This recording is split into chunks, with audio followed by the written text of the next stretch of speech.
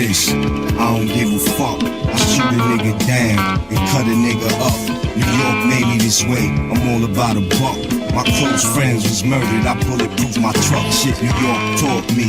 It's no mercy. It's no letting it slide. I'm so thirsty. New York, nigga. It's Queens, New York, nigga. Listen, nigga, my face got the scars. My brain got the smarts. My chest got the heart.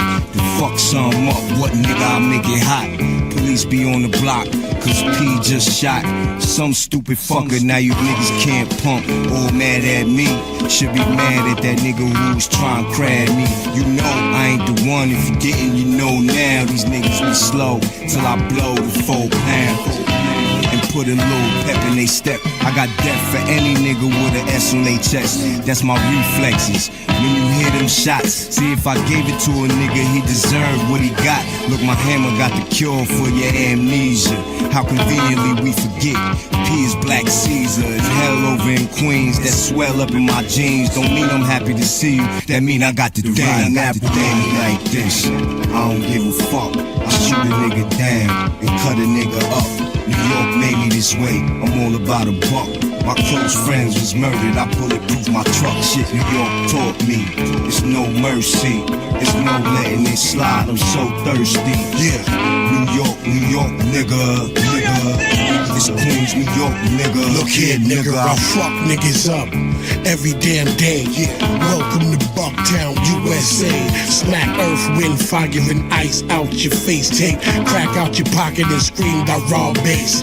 Knife game, gun game, nice with my hands. Fuck around and leave you right where you stand. Listen, punch a fan in the face and I lose the sale. Nah, I punch a fan and get soothed in jail. Calm stocking, 20 sets of 10 arms locking. Pray 5 times a day, a law doctrine. You got a hot song but your album is not popping. Fuck it, do your thing, Holmes. Money off of ringtones. Best MC that you know with no chain. Rather spit lines and sniff lines of cocaine. Yeah, I did a whole eighth in the sniff. You call it the problem, I call it the gift. Like this, I don't give a fuck. I shoot a nigga down and cut a nigga up. New York made me this way. I'm all about a buck. My close friends was murdered. I bulletproof my truck. Shit New York taught me. It's no mercy. It's no letting it slide. I'm so thirsty. New York, nigga.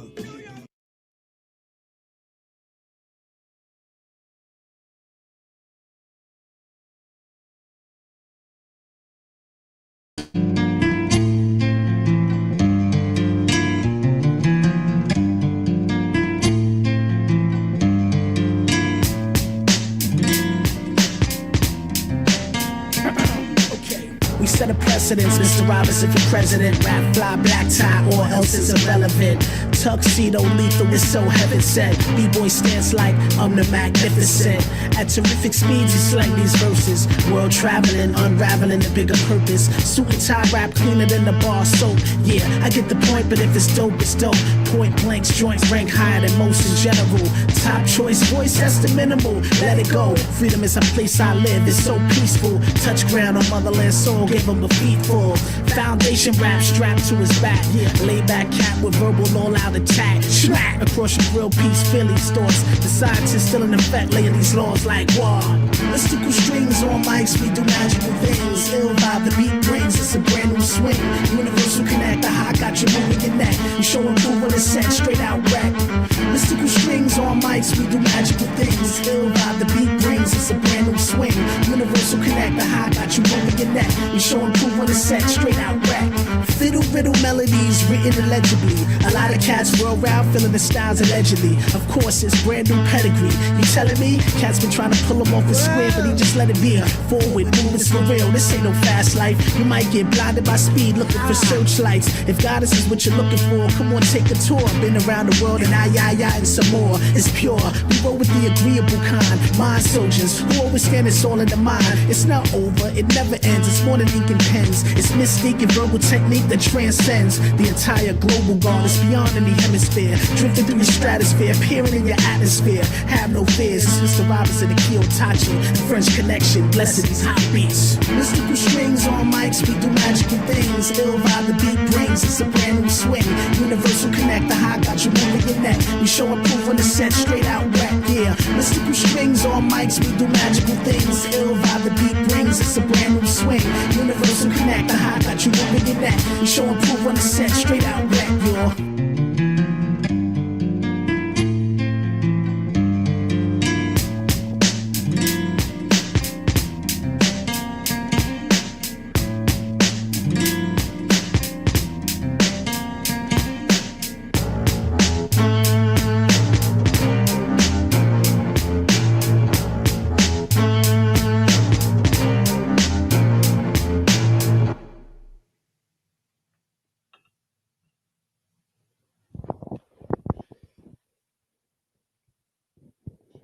Yeah, welcome to the Machine Lies, where we talk about the lies of the machine on the machine that lies.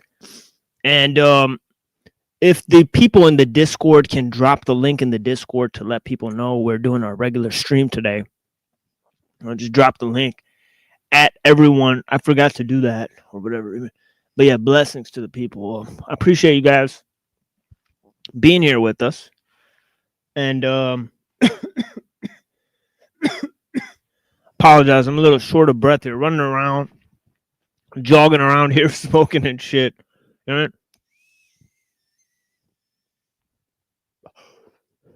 But yeah, blessings to the people. You know, I greatly appreciate you guys' time. And we got some crazy things we want to get into right now. Definitely, yeah, blessings to the people in the chat. Let me go ahead and say something to those people. Obviously, we're doing last show here, last call for Marxism, right? So last call for Hegel and Marx. We put out a lot of shit. Honestly, we've done like I think maybe 9 or 10 of these Tuesday shows focusing on the same topic, right? So we'll slowly transition with the new material, right? We got Ibn Tufayl on Hey Ibn Yaksan, right? We got the thoughts of Rousseau. Yeah, blessings. Yeah, thank you, Reddington. I appreciate that. Let me go up here for a second and see who's out here for us. You know, we got like a block of chocolate here. Holla. So I apologize.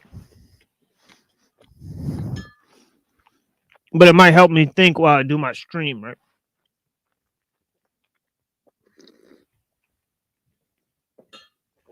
And the coffee as well. So yeah, peace to Just Frank. I appreciate you. Always a great time with Just Frank. Blessings to Earth Supporter. I kind of had to look up what this meant right here. Moin moin. I was wondering what this meant. Sort of looked it up. I like that picture, right? I grow those things too. The sprouts, right? Those sprout seedlings, they're really extra good for you, right? They also take heavy metals out of your body, right? So yeah, shout out to the broccoli sprouts. Right? I appreciate you guys. And yeah, so Space Time Adventure, namaste, brother. Well, how's it going? Hope you're doing all right, my friend. Yeah, greetings, Earthlings. Exactly. To the TM aliens. The TM aliens, right? Yeah, blessings.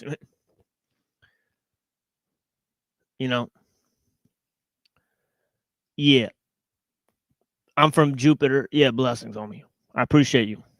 Just Frank is usually the first one on the dance. Yeah, blessings, shadow, and light. I appreciate you. Earth supporter.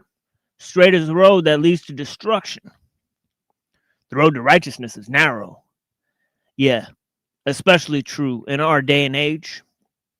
Especially true in the modern times. Right? People don't live by virtue. Right? Okay, in the modern world, seeing is believing. Right? And if you don't like what you see, you could always move on, right? So it's a battle between voyeurism and escapism. Voyeurism and escapism, right? Voyeurism says seeing is believing, and escapism says there's always something going on somewhere else that's more exciting, right? So it's this notion, right? And of course, the idea of acceleration, of technological acceleration, right? And the pseudo eschatology of progress, right? The feeling that things are speeding up, right? That's obviously very much part of that, right? It's very much part of that playing field, right? The playing field of templexity, right? Or they say, right? Which is complexity in terms of time, right? Time. Right, and this is explained by different thinkers, right?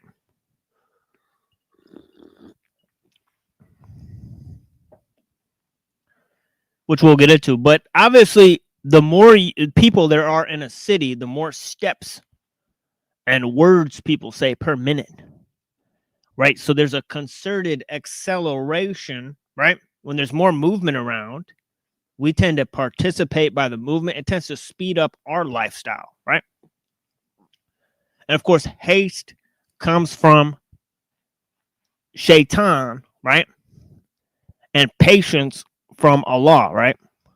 So there's a sort of trade-off there, right? So blessings to the people that are here. Microgreens, exactly.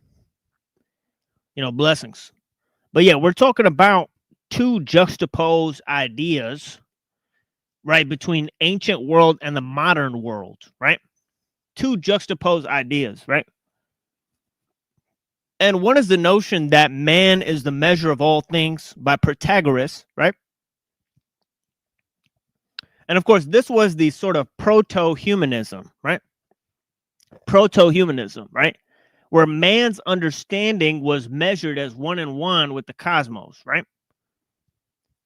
So there's various ways that different philosophers and mystics actually work that out, right?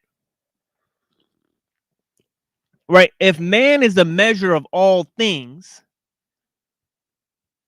that presents a sort of dominance of man, but also a sublimation within the fact that he's measuring all things, that this is his true purpose, is to bring into account all things in the heaven and the earth, right? And of course, we have the notion that God gave Adam a bunch of information, right, that was passed down to Enoch, was passed down to Methuselah, right? And until the flood, the various prophets that are mentioned in the Bible, right, they sort of had the ability to have knowledge, right, about nature. This is what it says in the Bible, right? That man was given knowledge of all things, right? He was given knowledge of the things in heaven, the things on earth, right? And all those types of things. So Plato had a sort of idea, right? Right, he said, well, man sort of starts out with all the knowledge, right? Because the whole process of learning is a sort of unveiling, right? This was a sort of idea about revealing things through knowledge, right? The hidden aspects of things, right? And the notion of, you know, this hidden order that exists within nature that you could measure, right? Right, this was already available to all the people because of the transmigration of the souls, right? He has sort of smushed time together, right? And said, well, you know, because man already knows all the things through sort of transmigration of the souls, right? Then all sort of knowledge is a sort of remembering, right? And this means that our capacity for knowledge is one and one with all the information that's out there. Okay, so Plato sort of thought the same thing. Well, I think Plato was sort of expanding on the thoughts of Protagoras. Seemed like, right? Seemed like, right?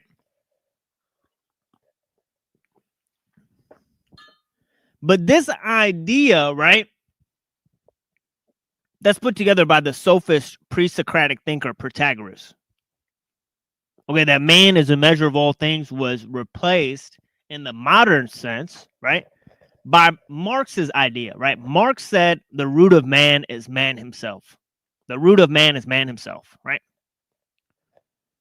So his idea, following the ideas of Hobbes, right, that we live in a sort of mechanistic world, right? He believed in naturalism, right?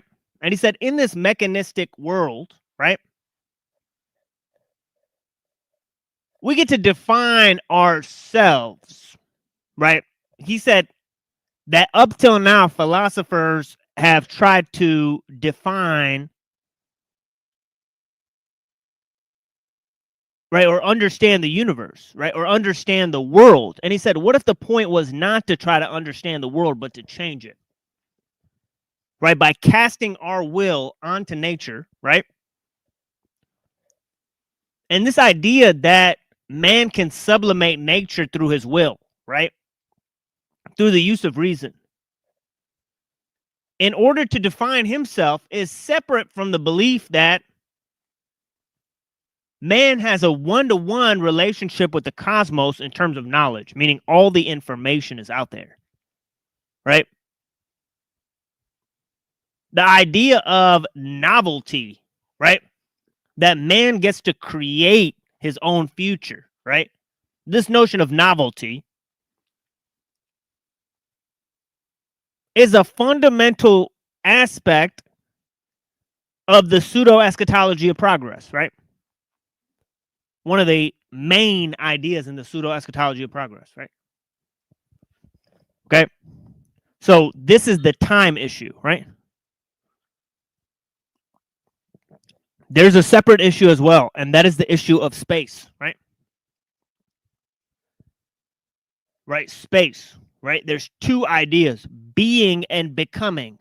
The becoming thing is about time, right? But the being is about space.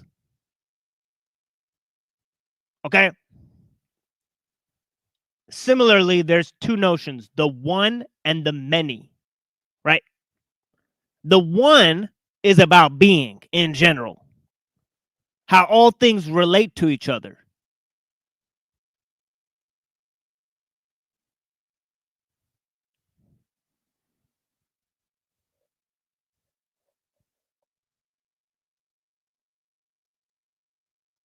There's infinity in plenitude and oneness in relation. There's infinity in plenitude and oneness in relation.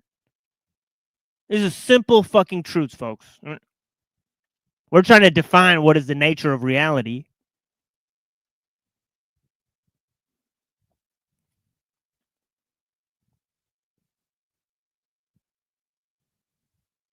Of being, we can't control things. Of becoming, we can manage a small portion of it.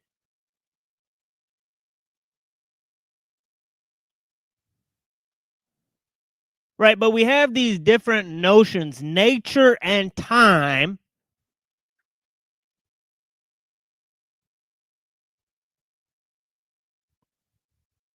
Being and becoming, right? And the one and the many, right? These three I want to focus on, right? Right, so now that you get the full picture of it, right? Let's move to the space idea, right?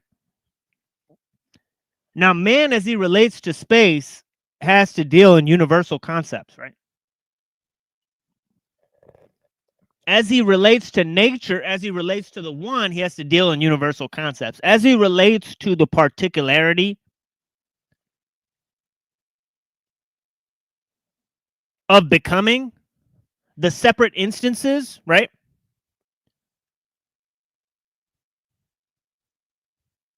There's a particularity, right?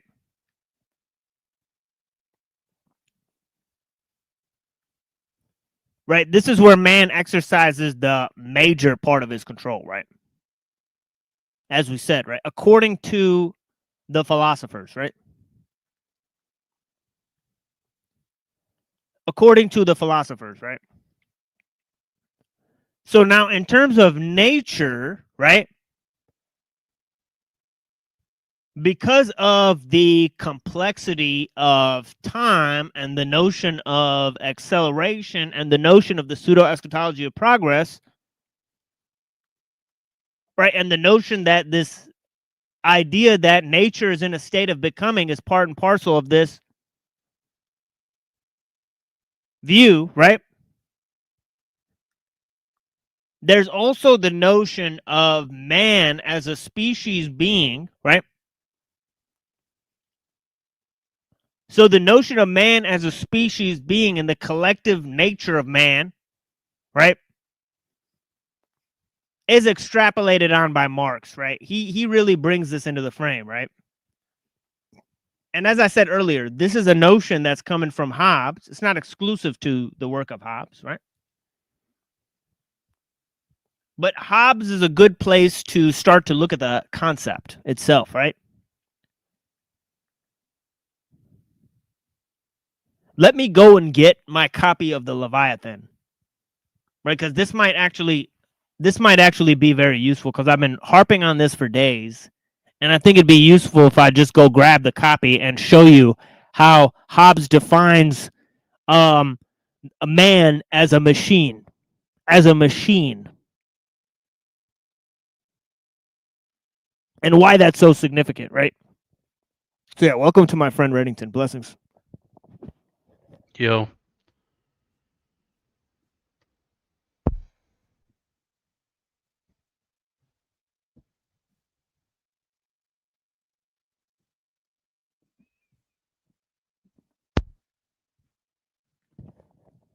Okay, and I had to go across the room and grab this. So I'm huffing and puffing here. All right, so I apologize to you guys. All right, there is pages dropping out of this motherfucking book here. Shit. Okay, so give me 1 second.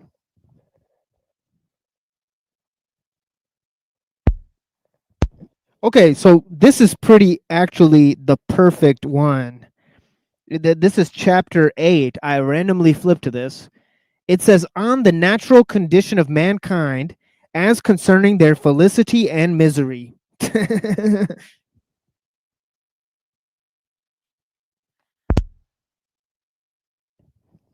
But I'm not actually finding the part that I want, so I'll make a mental note of this. 183 is the page that in the Penguin edition that we're seeing here. So I'll make a mental note of that, right? But I want to get to the part where he actually defines the comportment of man himself, right? The comportment of man himself. And he gives him such a lowly station. He basically says, look, the guy's a fucking puppet. You know, it's like he's like a type of machine. Right, but I got to get to the first parts here, right? Of virtues. Okay, when he gets to the physical nature of man, on ends and resolutions. Right, he gets deeper and deeper into like what a man represents, right? On the interior voluntary motions, commonly called the passions. Okay, he defines passions as mechanical aspects of ourselves, right?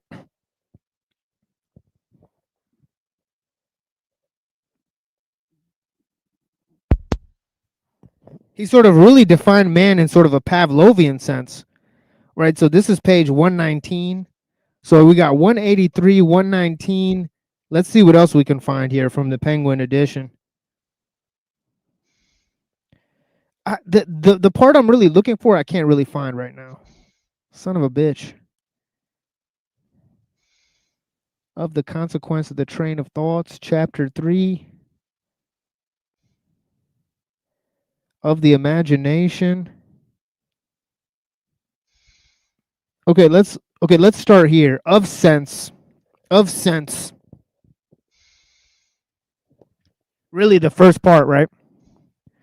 And I'm happy to have 18 people still hanging on with us, right? Or whatever, right? Blessings to the people that are here. Okay, so we'll go to this 85 in the Penguin edition of Thomas Hobbes' Leviathan, right? Okay, we'll go to 119 and we'll go to 183.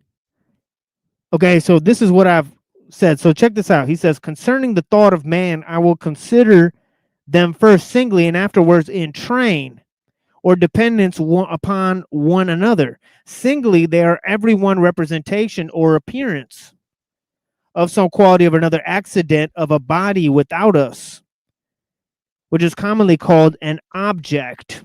So think of that. The thoughts of man proceed as accidents from his physical nature. Hobbes was almost the first to put the theory of material reductionism in this much of a like just a plain statement. Right? He is a cold, hard atheist, right? The guy who developed government by consent, right? This is what we're dealing with here, right?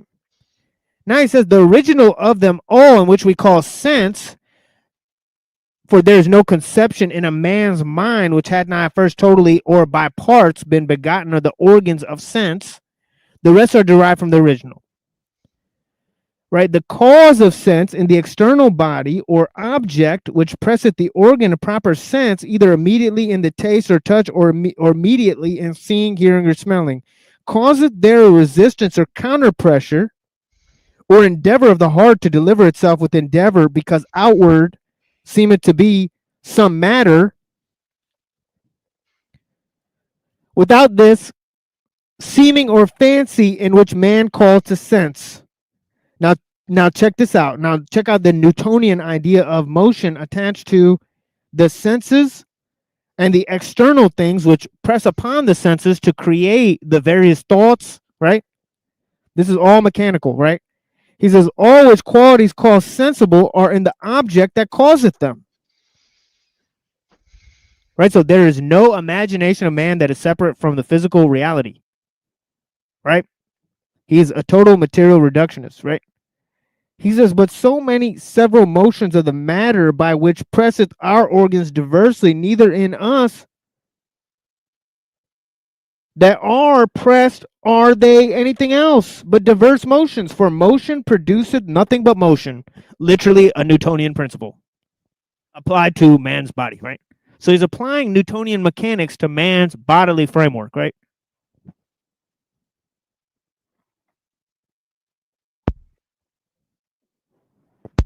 And of course, Hobbes accepted these definitions, right? In his definition of man as a species being, his acceptance of the equal station of man, right?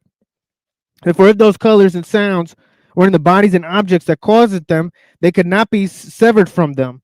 As by glasses and in echoes of reflection, we see they are.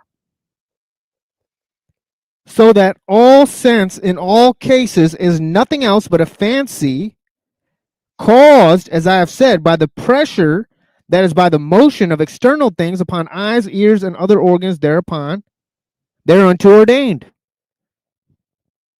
Okay, so I think that's pretty clear. That seems pretty bleak. Yeah, it's pretty bleak. No wonder he thought it's a war of all against all. Now here in another chapter, that was from the first chapter of Leviathan. That's literally how it starts. Right now here from chapter 6, he says this endeavor when it towards something which causes it is called appetite or desire, the latter being the general name, the other oftentimes restrained to signify the desire for food, namely hunger and thirst. And when the endeavor is from word something, it is generally called aversion. These words appetite and aversion we have from the Latins. For nature itself does often press upon men these truths, which afterwards, when they look for somewhat beyond nature, they stumble at. And here he reduces love and hate to the same thing. He says, that which men desire, they have also said to love, and to hate those things which they have an aversion. So that desire and love are the same thing, he says. Say that by desire, we always signify the absence of an object. By love, most commonly the presence of the same. Okay, so there's him defining love in purely material terms. Right, let's go to 183, the last thing that I wanted to show you, and show you how Hobbes defines man as a species being, and all this by science. All this through his understanding of science, right?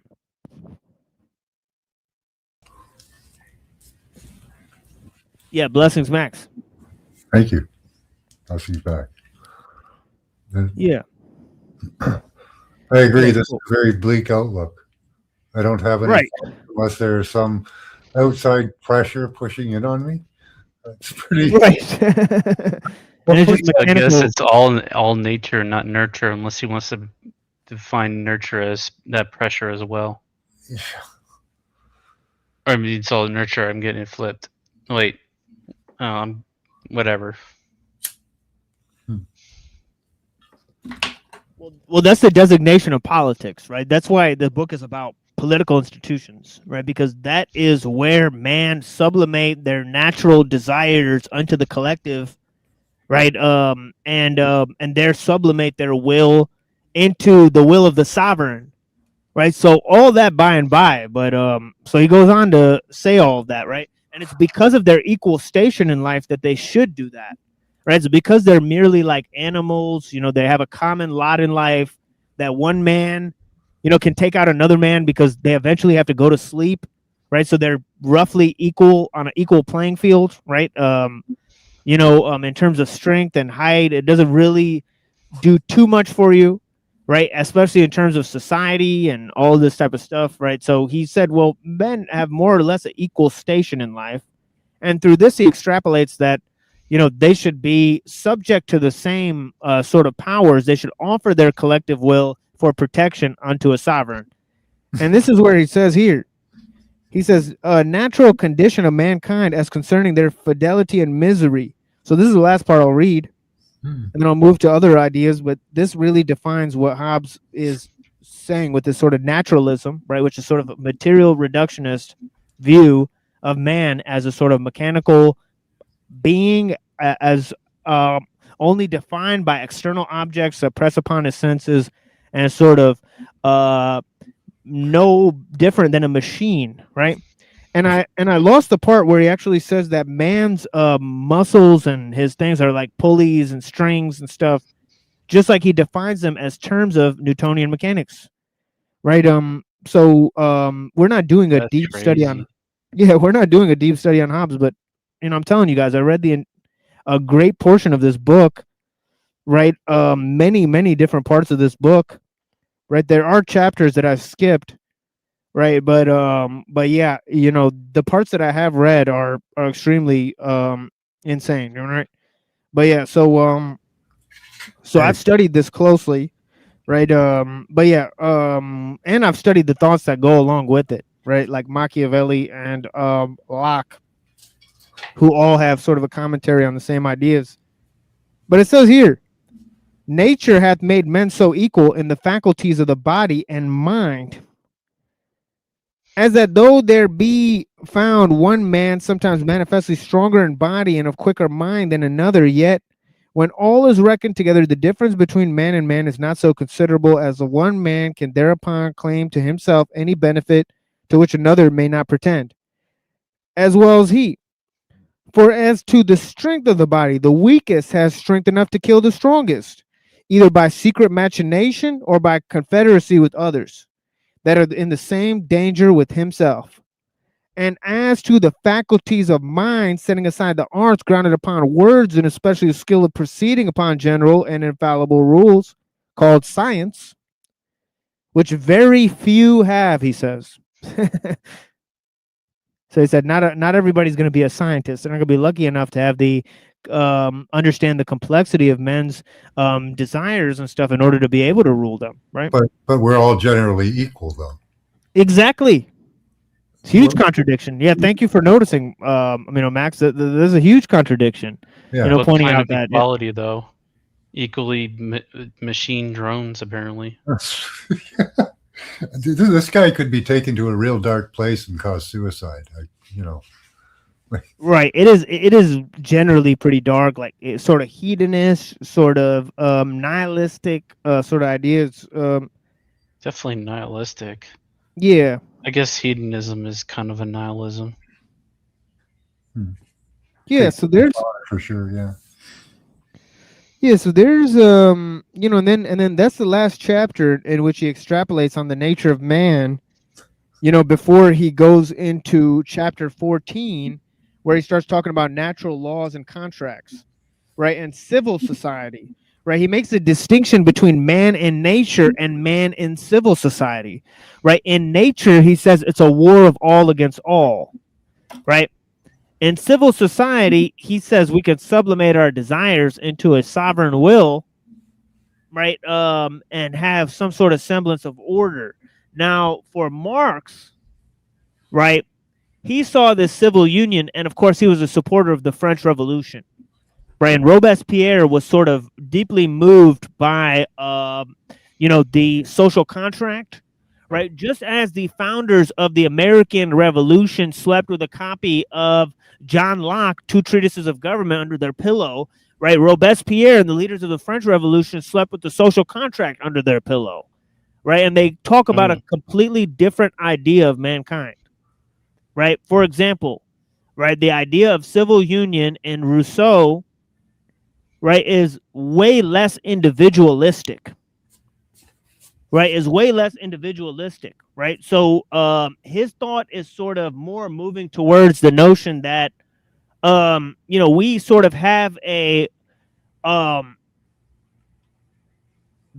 we're better in sort of a collective society, but that the improvement of civilization, right, has caused sort of the depletion of virtues among most of humanity, right? Because most people have become lettered, soft. They've lost the need for honor to define themselves through natural forms, and as he says, the virtuous man is a wrestler who competes in the nude, right? That he actually abhors those ornaments which would sort of impede his ability to perform well, right? Within a contest. So he wants to relish in his natural sort of form, and sort of this is like sort of the primitive aspect of man, right? Neo-primitivism that Marx is defining, right? That man in society reverts to a sort of neo-primitivism, right? Because of the alienation he feels in the society, he's able to only, he has these repressed urges that he expresses through these animalistic desires, right? And that this collective nature, or the species being, right, or the collective spirit, as Rousseau calls it, right? This is a less individualistic view than Marx had, right? And because Marx, than Locke had, right? Because Locke is sort of saying, well, it's your own ability to earn property and the sort of idea, right? Because see, Hobbes was a monarchist, right? Okay, Hobbes was a monarchist, right?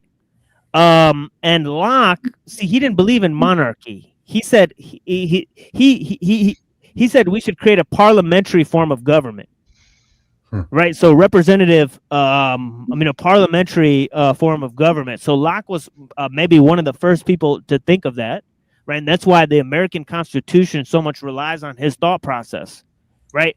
But So are we kind of discussing social responsibility, like in where it lands on an individual, as opposed to a state? Yeah, totally. Yeah, totally. That's exactly where I'm going with it, because Marx comes to define man by the state, right? And he did this by the justification of this notion of the collective will that he borrowed from Rousseau, but also the notion that man is a species being from Hobbes, right? So he's skipping over Locke's sort of idea of this individualism, right? That we could all sort of rule together, right? So just as Locke had defined man more individually, he said everyone has the ability for life, liberty, and the pursuit of happiness, right? Now, Marx sort of sublimated this notion into the collective will, right? Which is the notion of the state, right? So he said, well, the state should define the material conditions that allows man to prosper, right? So he sort of sublimated the will of man into the collective will of the state, right? So so this was easily done because he had more of a Hobbesian view, right? See, Locke was borrowing his view from Christianity, right? He was using a sort of Christian universalism, right, to define man, and saying that, well, man has the same wants and desires, right? But they're different, right? And sort of obviously Marx wanted to sort of dispense with this and had a more collective notion of man, seen in his notion of the species being, which he upholds, right? And sort of Hobbes was sort of thinking of man as sort of defined collectively within nature, right? So this whole idea that Rousseau has, right, about virtue and how there's virtue and excellence, and how some people have a call to honor and they respect nature, and like Will Durant said, Rousseau is the epitome of a philosopher who loves nature and women, right? So it's like, it's interesting, right? Yeah. Whereas as we saw with Marx, and Marx was talking about alienation with nature and how it causes the commodification of man into sort of universal prostitution, which causes us to look at nature and women as objects, right? And so he's borrowing some of this from sort of Saint Simon and all that type of stuff. So it's interesting how they develop these notions. Now, there's many thinkers between Hobbes and Rousseau and Marx that are extremely notable, and the most notable one would be Hegel, right? Hegel literally defined Marx's philosophy, right? It seemed like Hegel was really one of the main philosophers that influenced Marx's idea, especially his notion of the pseudo-eschatology of progress, right? This notion that I brought into the frame at the very beginning, right? Okay, so, in other words, he believed in a utopian conclusion, right? Yeah. Right. To this sort of state building itself and sort of becoming a more central and cohesive unit for man, more and more defining man, until we finally reach this Hegelian notion of the apotheosis of the state, right? Which this is what we're going to get to today, because Stuther shits all over this idea. He thinks it's a statist concept that has reduced man to being socially defined, and he thinks that Marx has actually gotten this from Hegel, and the communists have gotten this from Hegel, right? And even though he's a Jew, he thinks this is deplorable, all right? So it sounds deplorable. yeah, so good. So Oh, shout out hard. to Southern for keeping it real at least for a little bit. I mean, I haven't looked too much into his other views, but anyways, so let's open up Mark's here, right? Let me Let's try to see get to Mark. how far he can reduce man. You know, Right. And as you can see, this philosophy book is totally fucked. It's just a piece of a philosophy book. So so it is what it is. All right. I've ripped through these worked motherfuckers. over, Yeah, I've ripped through these motherfuckers. It is what it is. So this thing is in shambles. It's in 3 different parts. I mean, I mean, if I had money to get like libraries of books, I mean, I would bury all these motherfuckers. It'd be a game over, right? They'd be cowering at this point. And one day we will achieve that. Even we are collecting different libraries of materials. So, by and by, this is the true value that we find, right? Is in the is in terms of multidisciplinary research, right? Actually, you know what? This is not where I was going to start. I was going to start with Hegel, actually. Hegel and the Hermetic tradition. So let me actually go to that instead, because this is something that I've been reading over, and it will help us to understand sort of the metaphysical implications, right? Okay, and after I look at Hegel and Marx, right? Okay, following my little explanation I gave there, right? Then I will launch into some music, right? There will hear a song, right? Okay, which I will unveil exactly what the song is. And you may have gotten a preview on the music stream yesterday for the people that were there. There was a number of people that were there on the music stream. So I appreciate I missed that one. Yeah, I'll send it to you. Yeah, it's pretty chill, like little calm one, right? So I don't do those ones as often. So yeah, I appreciate you guys. But yeah, Hegel and the Hermetic Tradition by Glenn McGee. Exactly, Earth Supporter. You get it, man. I appreciate the homies that keep coming through that are sort of new watchers. Earth Supporter, right? We got Space Time Adventurer, right? We got GT, right? I appreciate you guys, man. Thank you for your thank you for your correspondence. Blessings to Dr. D Head. One of the OGs out here. And of course Dr. E. Right? We got Dr. D and Dr. E, right? So it's cool, man. We got Rock E. Shepherd, I'm Not a Machine, based, right? And of course we got Dr. C. Yeah. Yeah, and of course, please subscribe and go check out Max Vision Remote Viewing Class. All right, lots of great information over there. Right, he's on the panel right here. On my, on top of me on the left side of Reddington. Thanks for that, Browns boy. Yeah, of course. Yeah. Thank you. Yeah, blessings. Yeah. And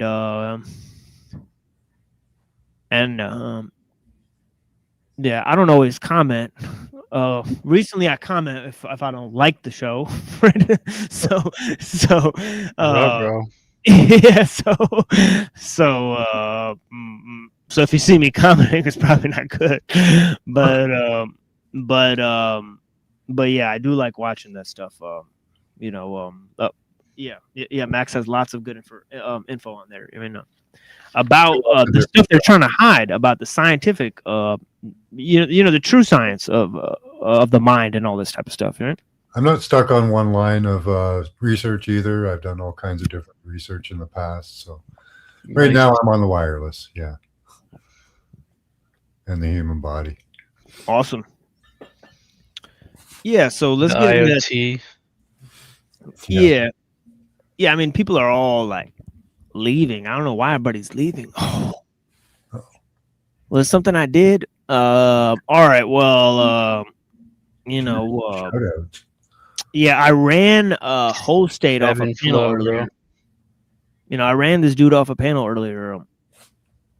It was pretty insane. I just straight up Oh yeah, Max was there. Max saw it happen. Yeah, I just ran this dude off the panel. It was hilarious. Yeah, he was up there running his mouth for over an hour, and I was like, dude, your time's up. Like, just go away. All right. I'm gonna tell Yield the people, floor.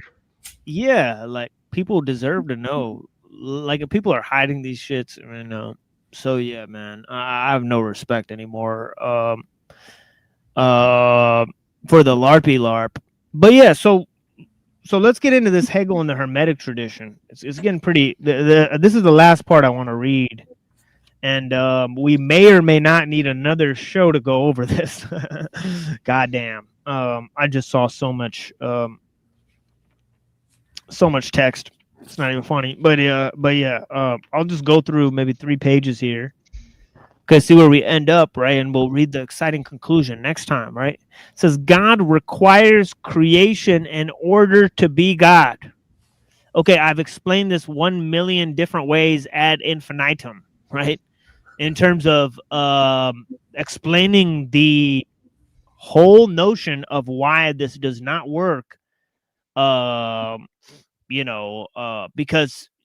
you're admitting that God is not omniscient, right?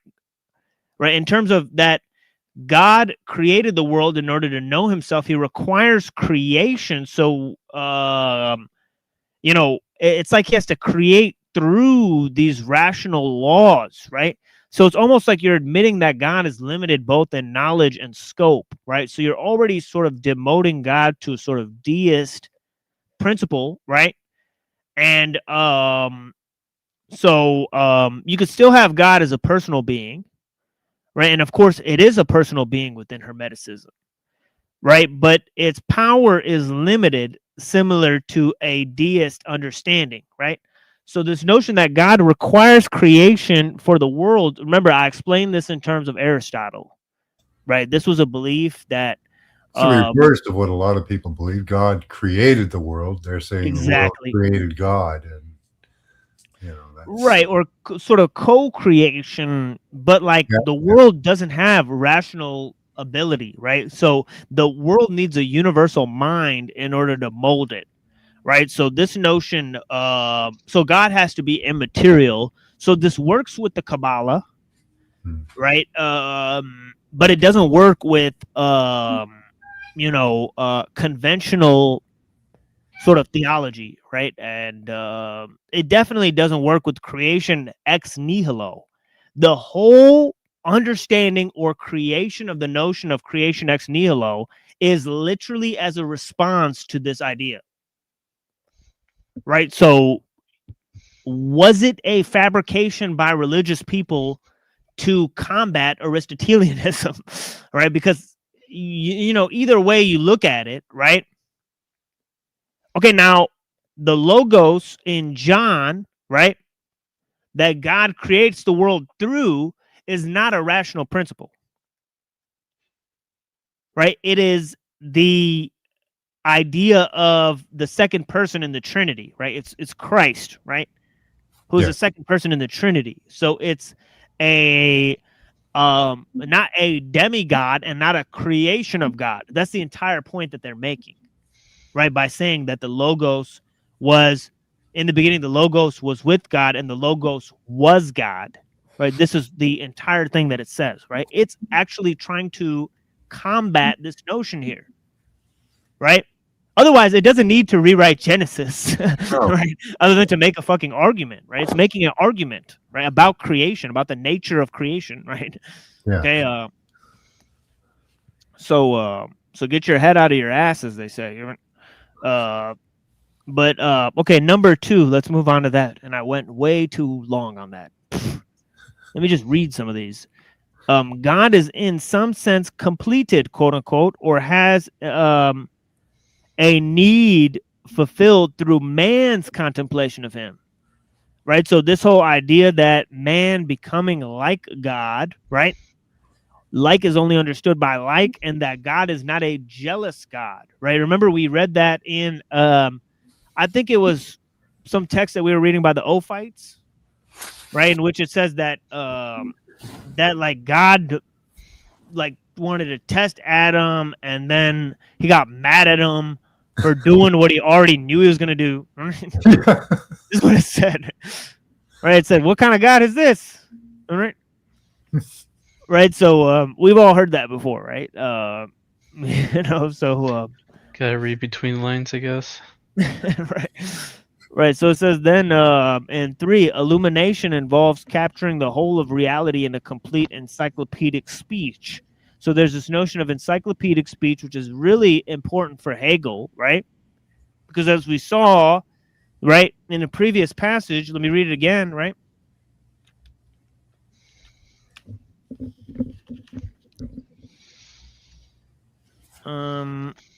It says every individual is a blind link in a chain of absolute necessity.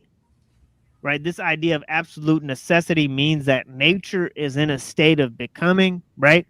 And the only way you can rise above nature, which is in a state of becoming, is to look at universal ideas, right? To look at the realm of being, right? And that's only available through contemplation, right? It's not available through the physical travails and all this stuff, right?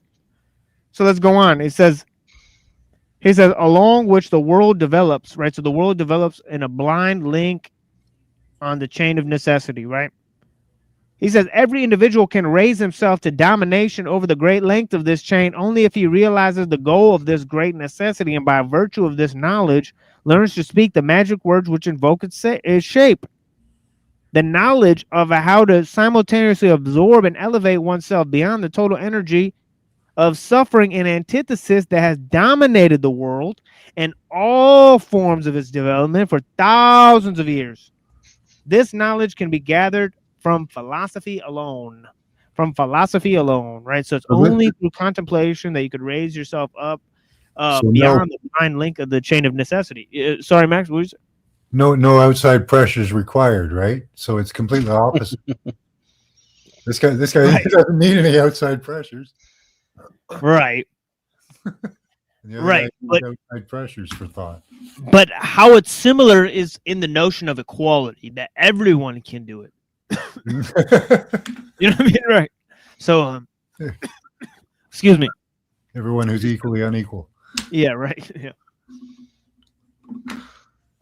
Which is crazy. I mean, so there's that. Okay, now here is these next two will give us actually a explanation of that, right? It says man can perfect himself through gnosis. He becomes empowered through the possession of the complete speech. Man can know the aspects or moments of God, right? So there it is, right? Who we? I know. Ouch. You know, man can know. Right? You know? Ooh, baby.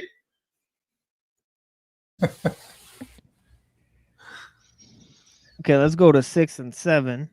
He's got 7 pointers here, and then he's going to put the parallels in terms of Hegel, and then I'll go ahead and move to Marx. I'm going way overboard here, right?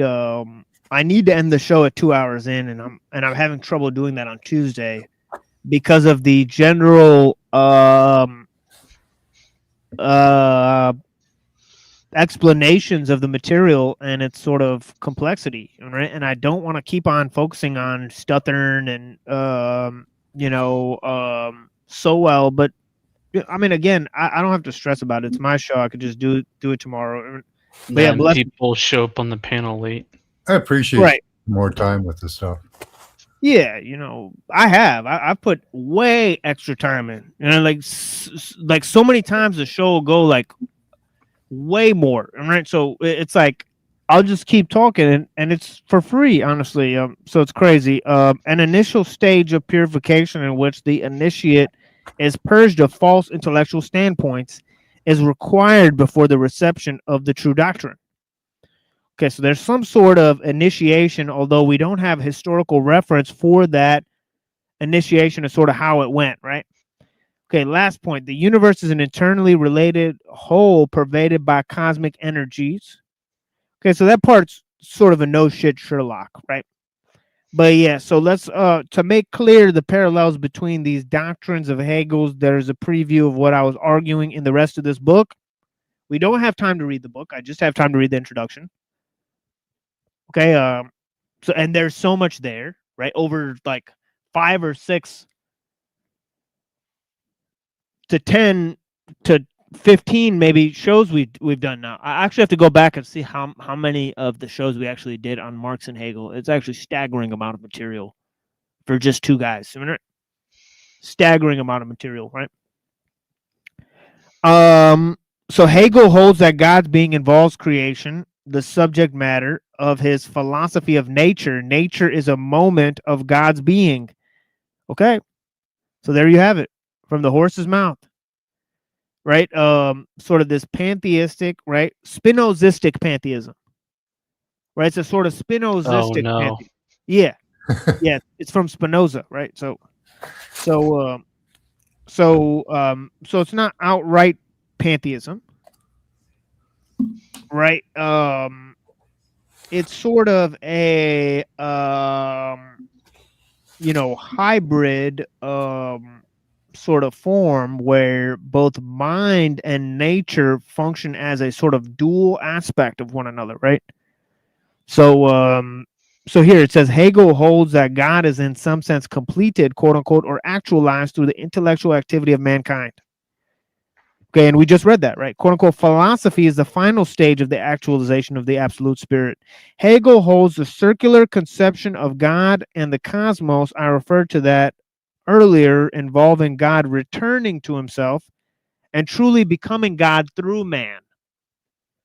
Okay, so I will further extrapolate on that later, right? Let's move to Marx, right? Let's move to Marx, and then I'll... Maybe a quick comment or question, rather.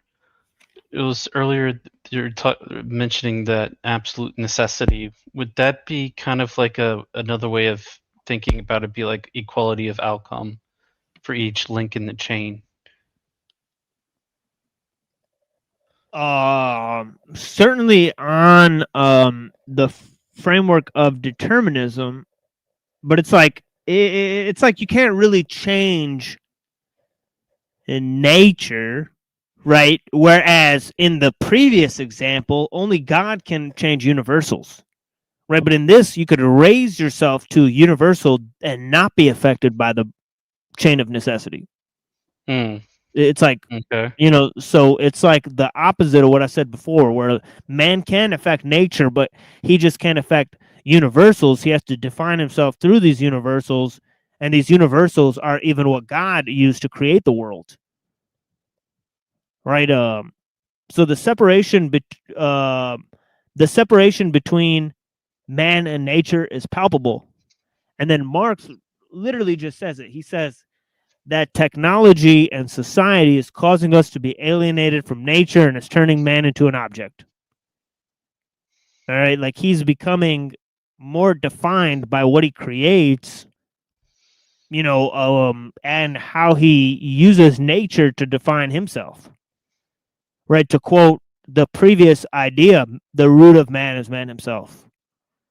Right, I don't exactly know where this quote is from, but this is Skolimowski referencing Marx in his eco-theology. Right, and he says, if the root of man is man himself, then he said you need deeper roots. That's based. I don't like using that word much, but that is based.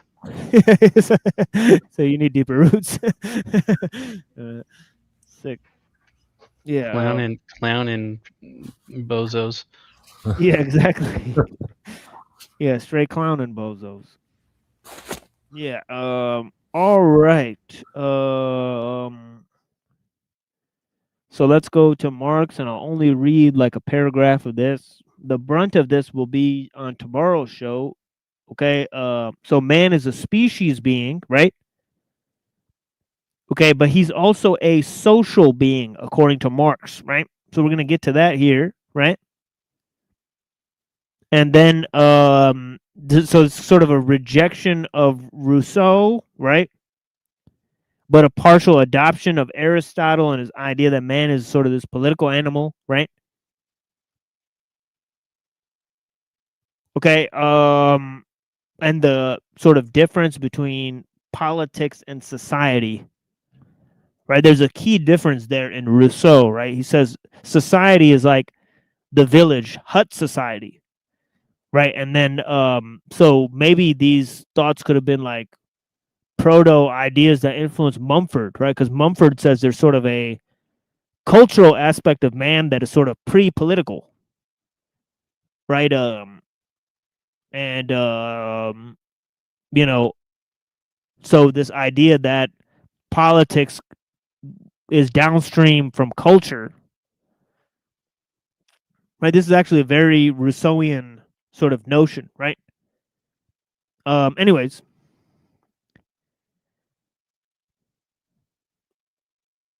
okay, so let's go to this. He says that he goes, it's easy to see the necessity that the whole revolutionary movement finds both its empirical as well as theoretical basis for the development of private property, an economy to be exact, right?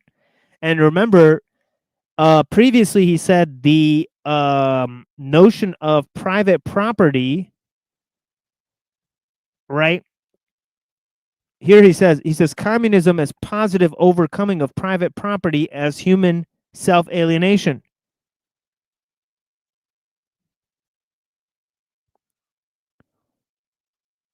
Right, and thus as the actual appropriation of the human essence through and for man. Right, the restoration of man as social, that is human being. Right, this communism as completed naturalism is humanism. Okay, so, and he also says the first positive overcoming of private property, crude communism, is only an apparent form of vileness of private property, trying to set itself up as a positive community. So the first appearance of the notion of private property is sort of a proto-communism, according to Marx. Right? It's the appropriation of human essence through and for man, as he said earlier, right?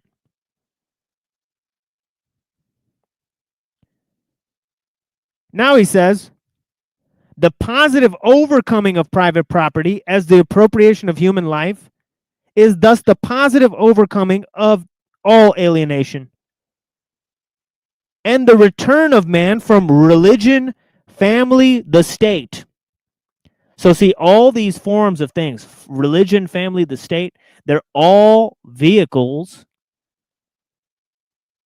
of property, right? Of private property, which was set up in a sort of proto-communism to define man's essence through man.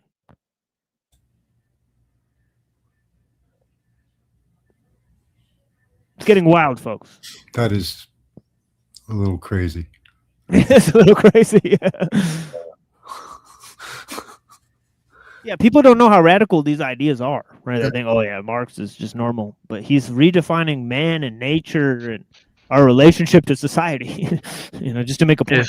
If Marx was noble, not noble at all, normal, then a lot of pain and suffering has come from something normal. Right. Right, but see, this idea of the appropriation of human life as the positive overcoming of alienation and return of man from religion, the state, and family. Right, he's saying that religion, family, and the state seek to sort of sublimate man and sort of appropriate him as property.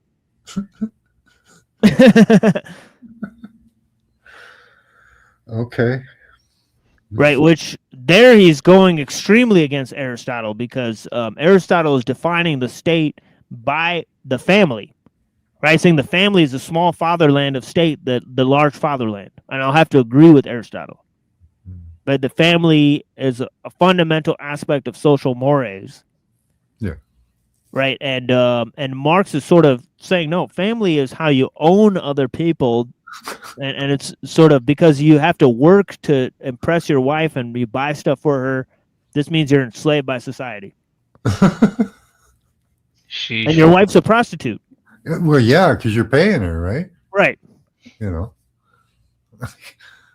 And people just shouldn't want to have things. Right. Yeah. Yeah, that just totally defies all human nature. Really. Find me somebody who doesn't want to have a thing. One thing. It's wild. It's some wild stuff for sure. But yeah, so we will focus on more of this next time. But I think you guys are getting how wild it is. I mean, I've been explaining it for near 1 hour.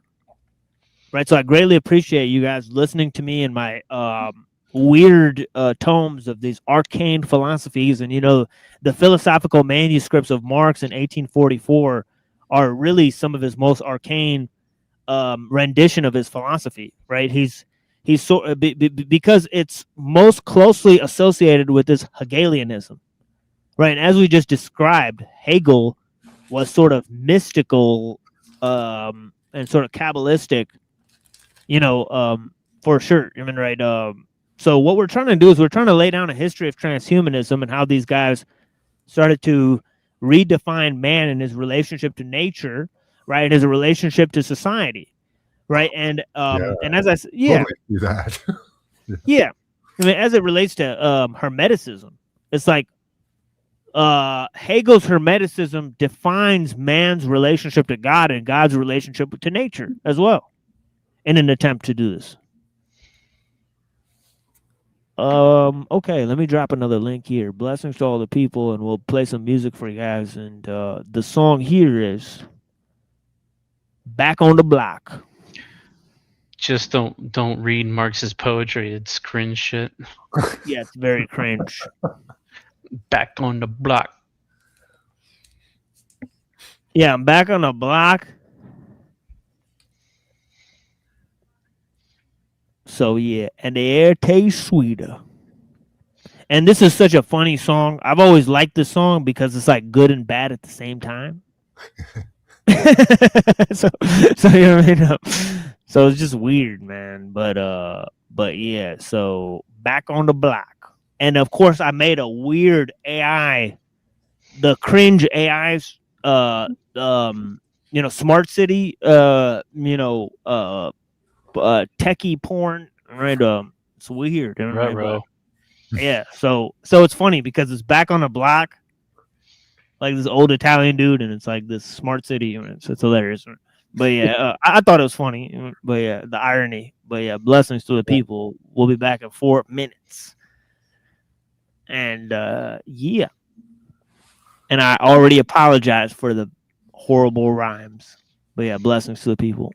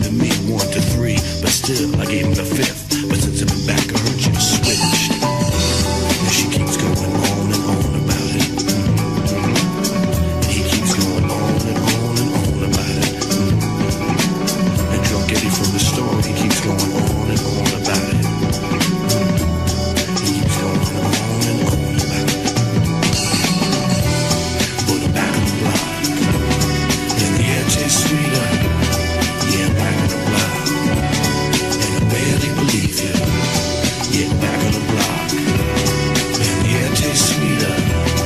Yeah, back on the block. And I barely believe you.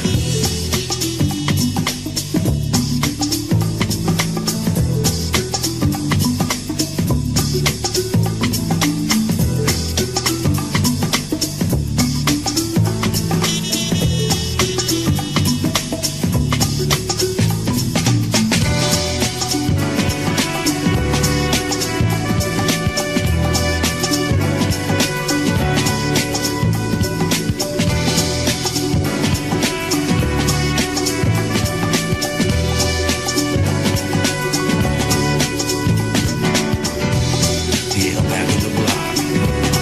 And yeah, it tastes sweeter. Yeah, back on the block. And I barely believe you. See you back on the block. And yeah, it tastes sweeter. Yeah, back on the block. And back on the block. Yeah, back on the block. And yeah, it tastes sweeter. No, back on the block. And I barely believe you. Yeah, back on the block. And here it tastes sweeter. See you back on the block. Back on the block.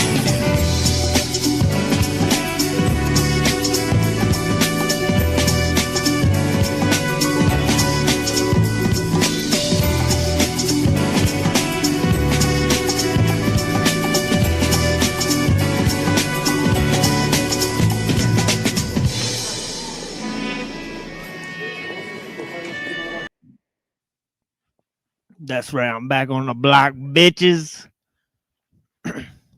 Blessings. Yeah, I like the saxophone. It's got that whole I Peck Goats too, genre going on. Yeah, it's cool.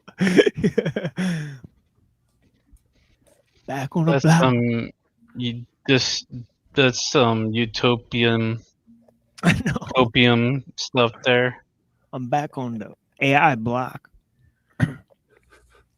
Still had a Dude. chance. You didn't have any high tech lasers or nothing. Right. Okay, so let's complete this shit. Hegel in 90 minutes. We'll move on to different topics next time. And of course, I got a lot of material. I had a whole thing I was doing. Marcuse, Scribina, MK Ultra stuff that I'll move back into that as well. All right. Before lest we forget, right? We got a whole nother thing. But yeah, so this is going to be about this notion about apotheosis of the state, right? This is the main thing we're focusing on here. And blessings to the people that showed up here, right? We got Davey Z. I appreciate you, man. We got Star Fox. I appreciate you, man. We got DK Spiracy. Big love. We got Panelverse Presents. We got Made in Empire's Image. Okay, so I greatly appreciate you guys' time. All right. Star Fox, right? Different people, right? Davey Z, right? Brown's boy out here, right? Yeah, thank you guys. Blessings. All right. Okay, so let me share this out here. We got more music coming up towards the end of the show. But first, we want to unveil some more things about Hegel and Marx and conclude this little segment here. Right? Now, hopefully, I mean, there's like, this is, I'm already seeing this is 25 minutes. So maybe not, folks. Maybe not today, right? But yeah, I definitely don't have 25 minutes to look at this dude. But yeah, maybe 10 minutes. We'll take a look at it. Then we'll move to Marx. We'll see what goes on. Of our entire past when we see the story of our self-realization as a meaningful whole, Hegel declared. So the aim of history was the discovery of the meaning of life, no less. Progress, understanding the past. Right, so progress, understanding the past, the idea of history being the realization of the self, right? This is all contained within a concept in Hegel called the spirit of world history, right? So because history is developing to realize the freedom of man, right, and along this rational principle, right, there is the nub of the notion of progress that I was trying to define earlier, right? So this is a very important notion for today's,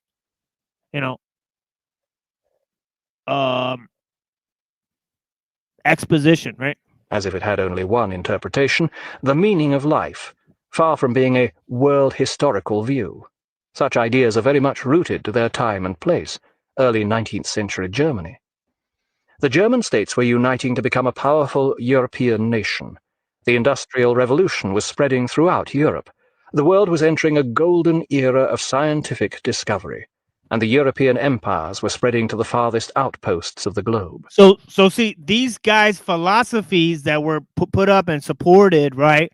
Like how Marx supported the centralization of the state, right? It's because of the Industrial Revolution that these guys are sort of thinking of this, right? They think this is a natural conclusion of Enlightenment philosophy, right? So they're fully in support of the Industrial Revolution and its consequences, right? Or whatever, before it even happens, right? They're egging it on before it happens, right? Through their notions of science and technology in the state, right? It all looks very different from a late 20th century perspective. Progress is no longer regarded as inevitable, and humanity has even come to terms with the possibility of its own extinction. Likewise, it is science. Look at this. Progress is not inevitable, and man could destroy himself, right? Therefore, it's like, you know, man has an incredible ability to control his own destiny now. Right? So the whole aspect of the pseudo-eschatology of progress is made off of this notion, right?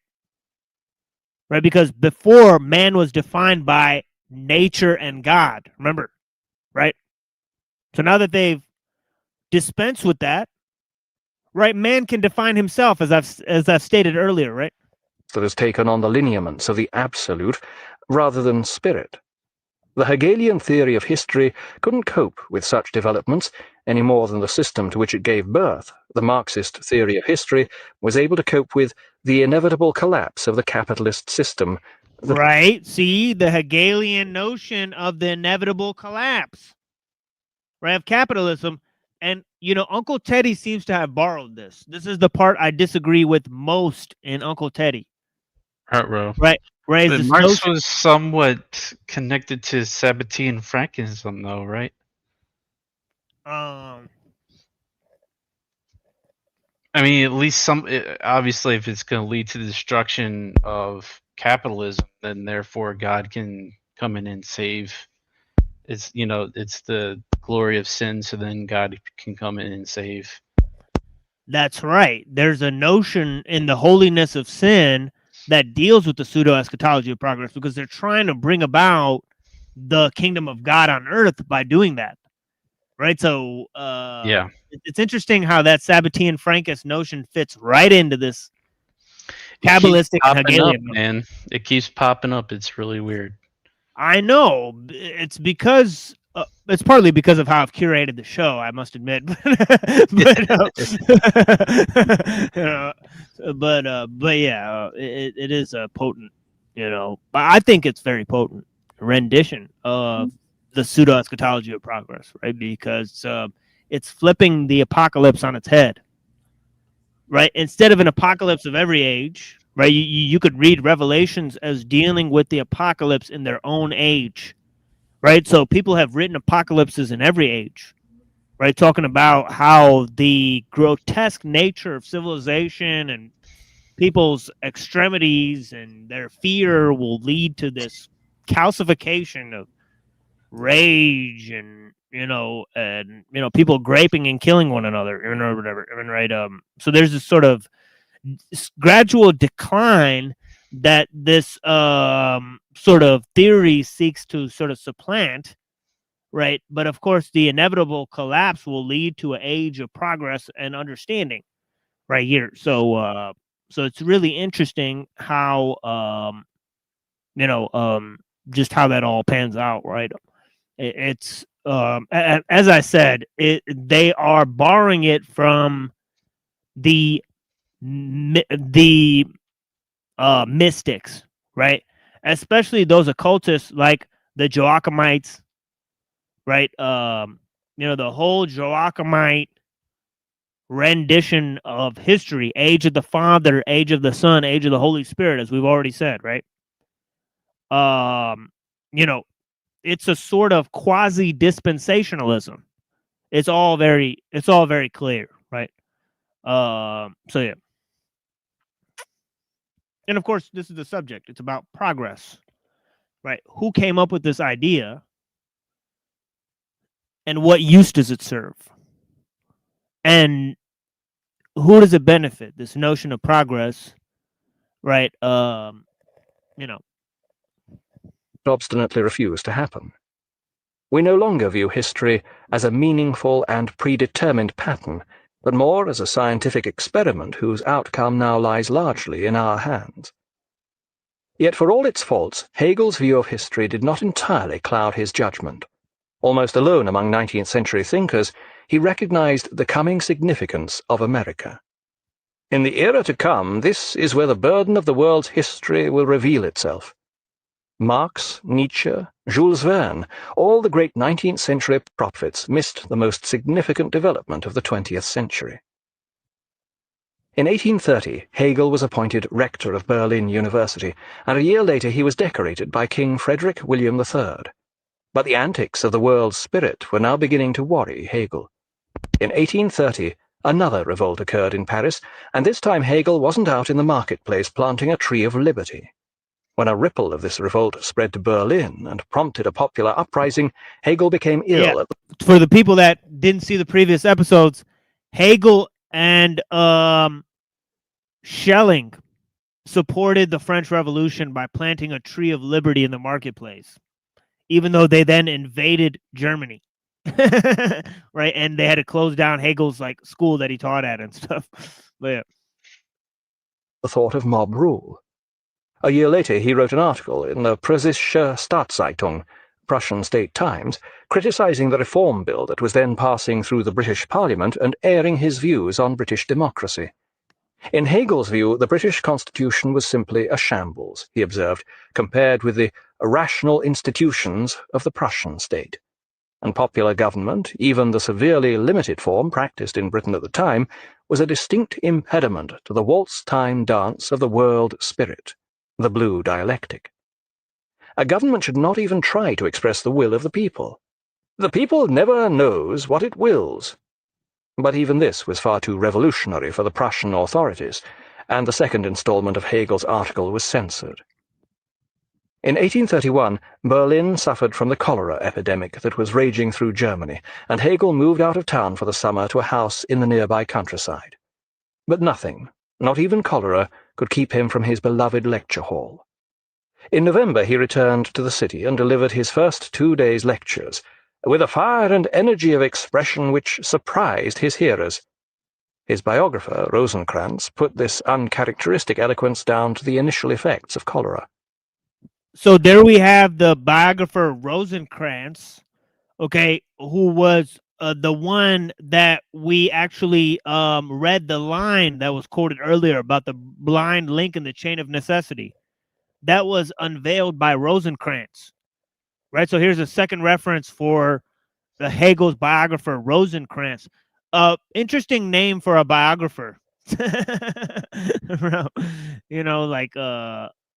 Like Rosencrantz, was the guy Rosicrucian, right? It's interesting name. It was Rosencrantz and Guildenstern in Othello. Right. So the lawyers, Rosencrantz. Right. Because of the the guy Christian Rosencrantz, right? Who was known as mystical figure at the center of Rosicrucianism. I think it was either Pico Mirandola or Johann Valentin Andreas. I believe it was Johann Valentin Andreas that composed The Chemical Wedding of Christian Rosencrantz. Right, but it's a funny name that pops up there. Yeah. On the third day, Hegel succumbed to the disease, and the day after, on November 14th, 1831, he died peacefully in his sleep, unaware even that his life was in danger.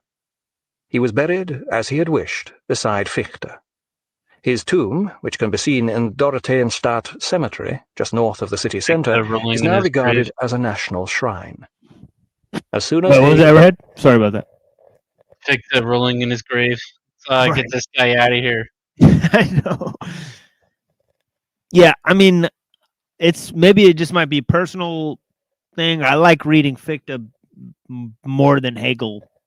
He makes more Pretty sense. much like to read anybody more than Hegel. Yeah, Hegel and Kant are kind of unreadable. I like reading Fichte, and I like reading C.S. Peirce and different guys. They're more palatable. Kant seems to have at least some better points. Yeah. He just said that human beings don't have the David ability Bragg. to make their own choices. Right? Sorry to interrupt there. Yeah, sort of. Yeah. Yeah. Yeah, it's gonna get worse for sure. He's gonna say, "Man, it's totally defined by the state and whatnot." All right. Yeah. Don't know if we'll get to that today, but yeah, it's definitely in here.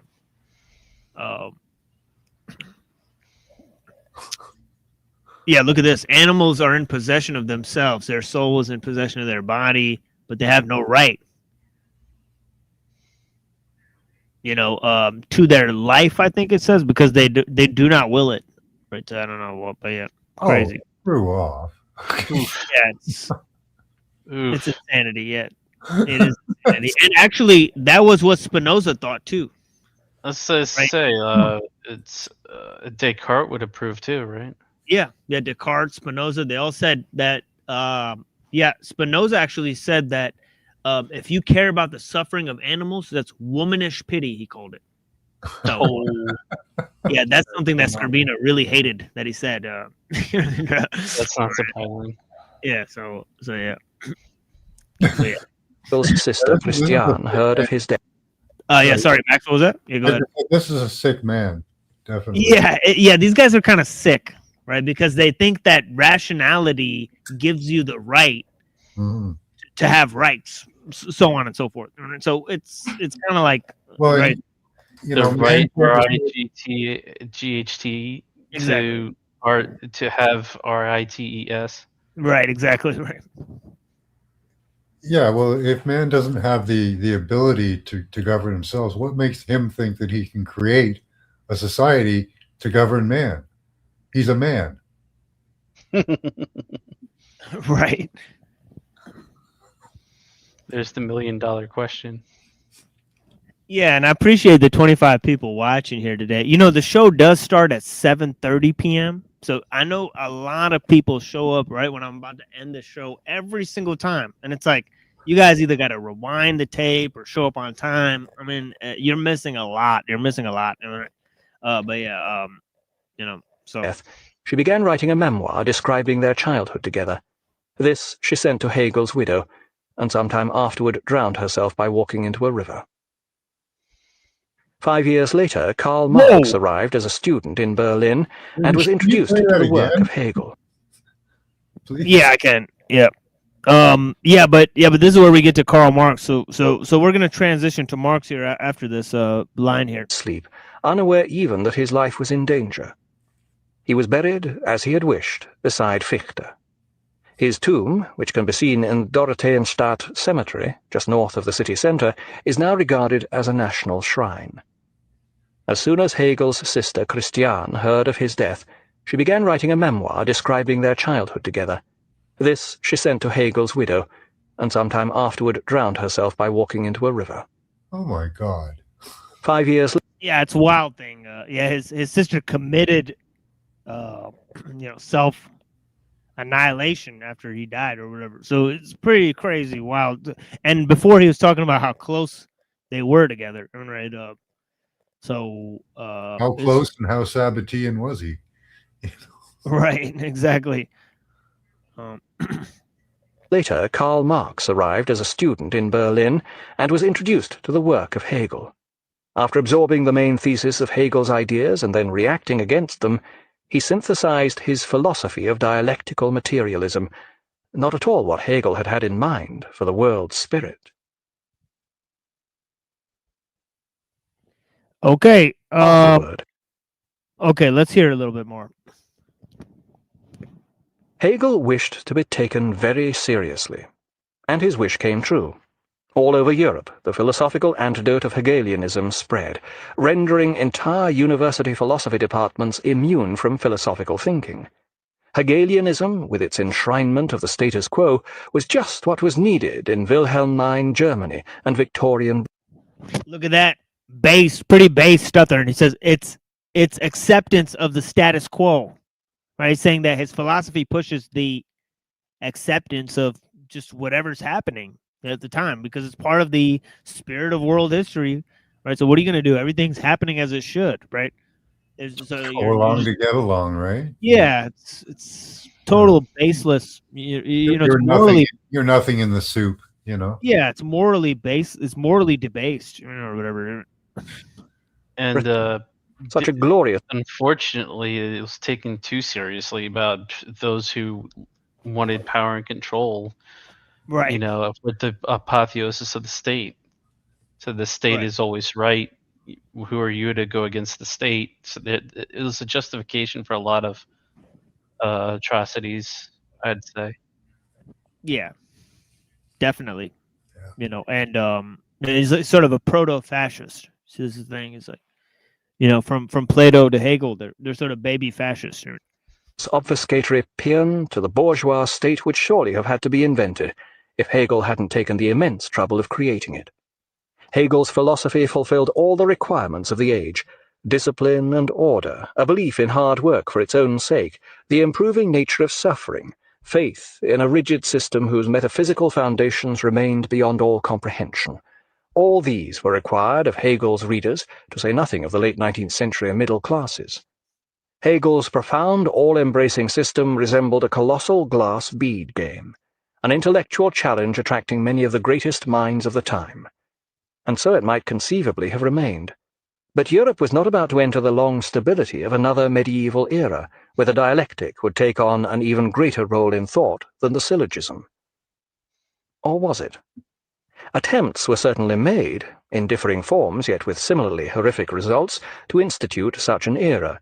Yet the blame for these monstrosities cannot be laid at the study door of the lonely professor in his yellow-grey dressing gown. His crime against language was obfuscation. Theirs was lies. His understanding of the world was ultimately a stupendous... Right. But I like how he said that. He said his crime was obfuscation, but their crime was lies.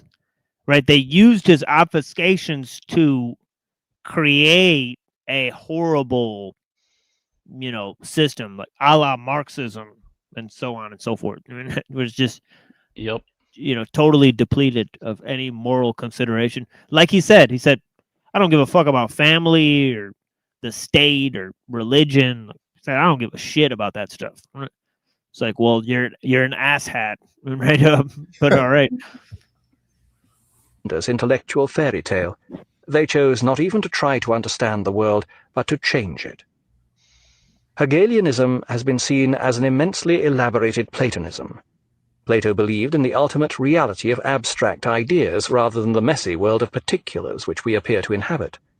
The world we see around us is only real insofar as it partakes of these transcendent ideas. For example, a red ball partakes of the abstract ideas of red... Right, it's correspondence theory. Imploding in on itself. It's the Aristotelian straitjacket, right? Of epistemology, right? Where you're defined by your internal networks, by what they impinge upon the senses to change your mind about the external world through filtering with your own internal apparatus. It is just ridiculous. Circular, right? Circular trash. Right? It's the stupidest theory of mind ever invented. Right? Literally. Plato did better. Spinoza did better. Every fucking person did better than these asshats. Right? It is literally nonsense. Clown shit. Like I read in Hobbes, there's nothing there. It's like love is desire. It's like, this is trash. Right? This is literally fucking trash. Right? All right, but yeah. Roundness, elasticity, and so forth. But in Hegelianism, this simple melody of Platonic ideas was transformed into an interminable Wagnerian opera cycle of bombast. Ironically, all this may not have been a complete waste of time. Such grandiose metaphysical systems may have unwittingly served a historical purpose.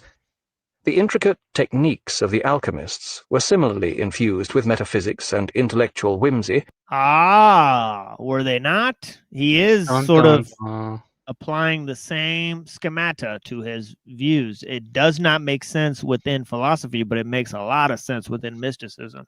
But yeah, let's go to Marx now, who is one of, as you read here, one of Hegel's foremost students.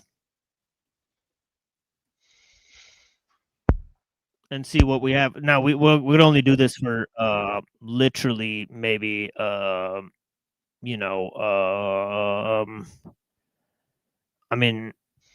go back a little bit. I'll maybe go back like 4 minutes, and we'll listen to 6 minutes of this. That's literally all I have. I mean, we'll listen to the end of it later, since now we have to, since now it's literally an hour and 47 minutes into this, right? We will continue this tomorrow. We have a much longer show tomorrow. We do a show Tuesday, Wednesday, Saturday night, 7:30, right? So yeah, this is the ending of the show. Blessings. We got a lot more music and different things for you guys. So we appreciate you guys being here, right? Short show today, Tuesday. Tomorrow, Wednesday, we do a sort of 12-hour stream, right? There's lots of material we jam-pack into that 12 hours, right? Oh, wow. So yeah, so usually I'm not talking the whole time, right? There has been streams where I've had to engage the entire time. Yeah, right. Some wild stuff. Yeah, some wild stuff for sure. But usually it's not that bad. Usually it goes like 6 or 7 hours, and I start playing some replays of some material that people may have not seen for a few hours, and then I play some audio book or something. So it's a nice setup there, right? So if you tune in Wednesday and Saturday, there's a lot of stuff. I make new music videos for every single show I do, right? It's ridiculous. I mean, putting in work, son. Yeah, I put in a lot of work into the presentation of these shows. Mashup king. Right, not like in terms of the material we cover. Most of the material I've looked at before. Like I've looked at these two talks before. Right, this is I listened to these a long time ago, right? But so I'm presenting them to you. You guys may have not been familiar with the fact that people like Paul Stuthern have series on Hegel's, or Thomas Sowell has series on Marx. There's also good ones in terms of Will Durant, and of course Copleston and Bertrand Russell give a fairly sophisticated history of philosophy as well.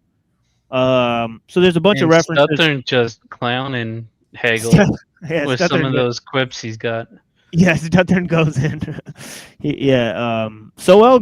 Sowell's a libertarian, and so he really doesn't like Marx, his philosophy, right?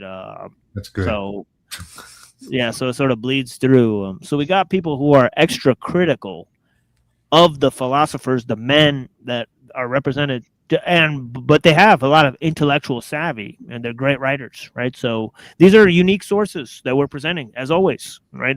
We present nothing but the top-notch resources, right? That you guys could have for these historical materials. So I hate to say it, because I really wish there was more shit that's comparable to this available, right? Since we're not getting paid for this, right? But literally, there's no competition. Like it's totally fucking clear, right? Like we've looked around, like, I'm not blowing smoke up my own ass by saying that. There's literally no other shows that cover this swath of material, right? So yeah. No. Absolutely. Yeah, they're just absolutely not happening. Right? Even with 10 years of study of some of the shows that are out there now, I don't think they could reproduce some of the content. Honestly, that's just my opinion, but yeah. You can get somebody to recite some of their speeches and stuff and some of their writings, but that's it. Yeah, so I mean, you know, and I know a couple people left because I said that. You can kiss my ass. Right? You can kiss my ass. Right?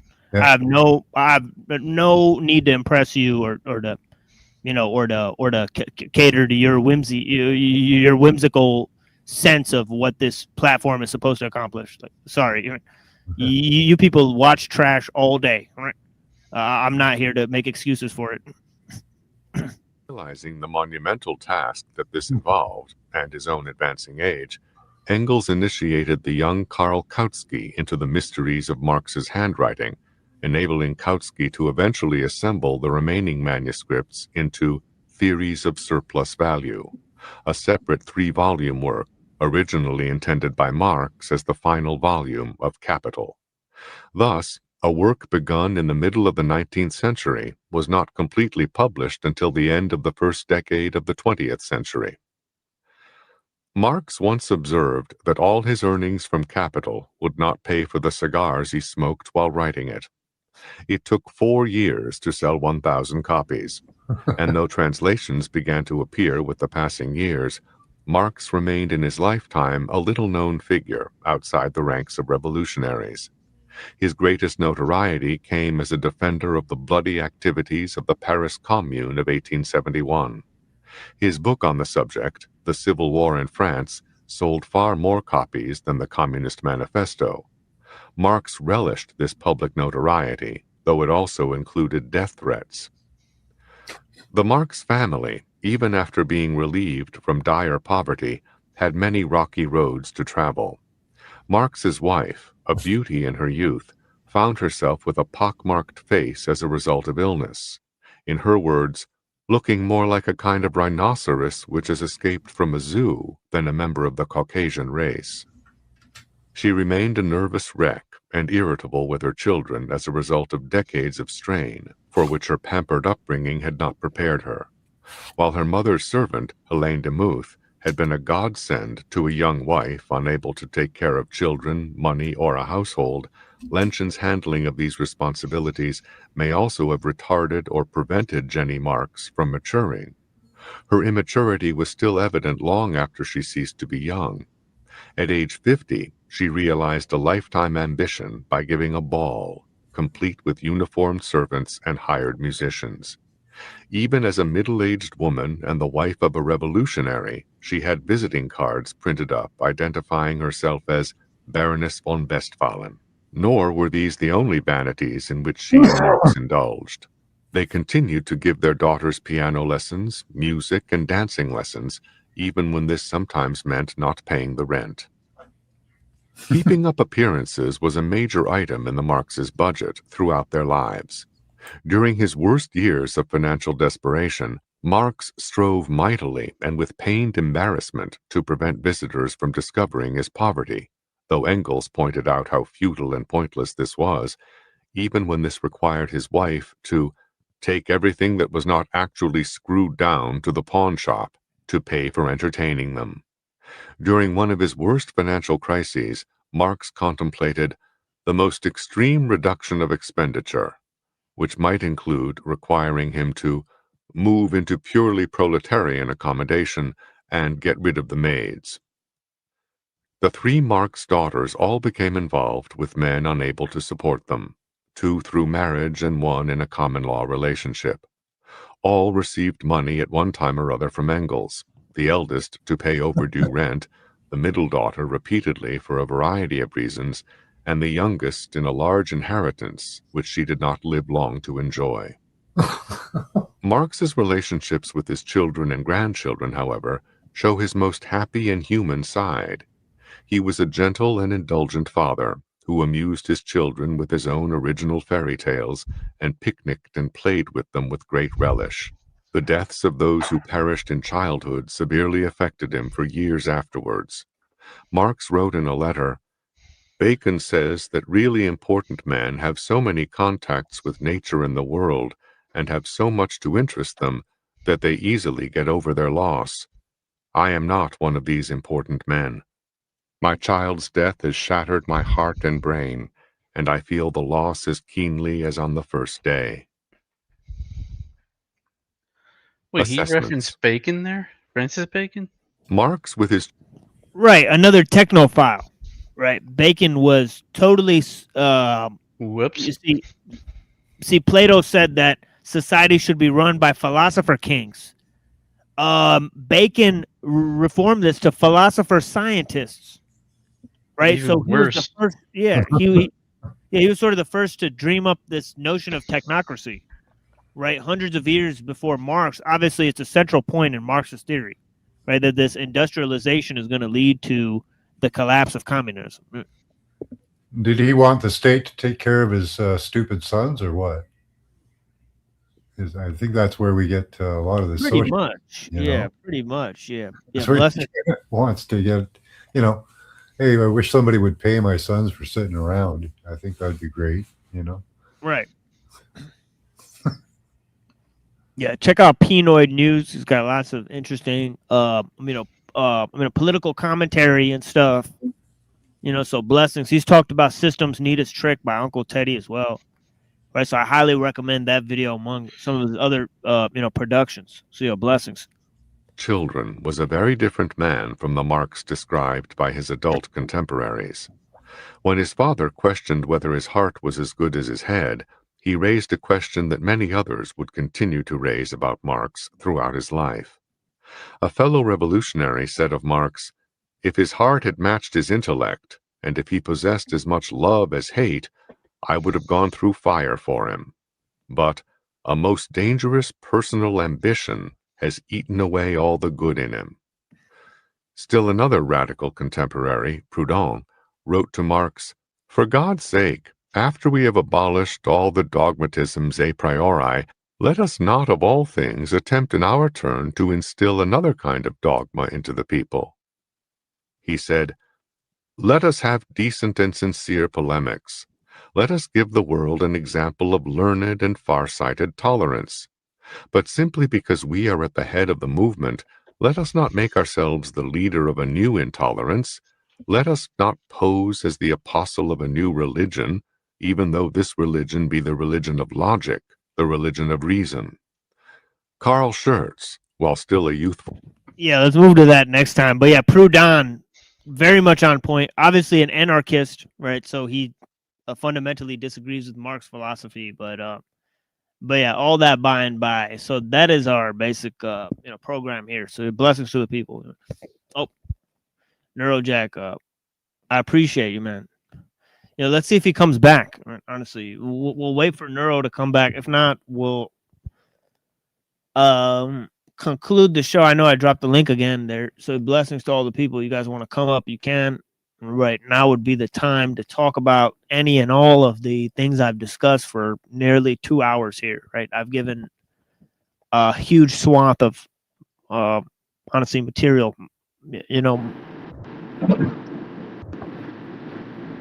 Max Vision, do you believe in remote viewing? I practice remote viewing. I don't know if I believe in it or not. It's more of an experiment. I'm going for 8 years. It seems to have some legitimacy. Well, I guess what I mean is, do you think you can remote view the results of capitalism versus communism, or is that only things that have already currently happened? Well, it'd have to be something that happened or something that will happen. Something more specific, right? Yeah. Like a specific event would be helpful. So, how do you mean that? How do you mean that? Well, like a date. If you're talking about a specific country, you have to have more specifics, like in the. Okay, so all right. For example, if I wanted to find out in 2050 if America's fully communist or just half communist. Okay, that would be a decent question. Yeah, you could flesh that out. Nice. Decent question. Or say Mars a million years ago. Yeah. Have an area on Mars, So, is it so?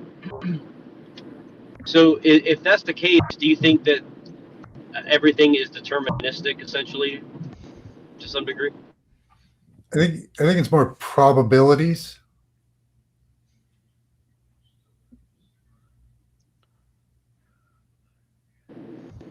Okay.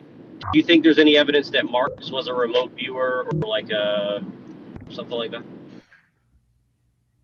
No, not that I know of. I haven't studied Marx that much, so. Probably not. I would have my guess. Well, Yeah, I take it like maybe 99% of people watching this have never looked at Marx's writings or his personal life and material. They've only looked at secondhand commentaries about communism. They've mostly come to their own conclusions about what the ideology represents. So that's one of the main reasons why I'm here, right? Is to give people a solid critique of those ideas in a sort of palatable way. First-hand account with some interpretation is nice. Yeah. Well, would you say that Marx predicted the future? Would you say that Marx predicted the future? Or would you say that he just was like someone who recognized what was already happening at the time and guessed where that would lead to? With these philosophers, it seems like it's more of a future they want to push, right? 100%.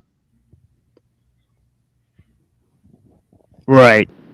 Well, like we definitely live in a Marxist world, you know, whether we want to admit that or not. Like Marx did basically, you know, engineer to some degree the tone of discussion in Western civilization and frankly the East as well. So yeah, I think a lot of people latched on to his teachings, you know, and morphed them with others.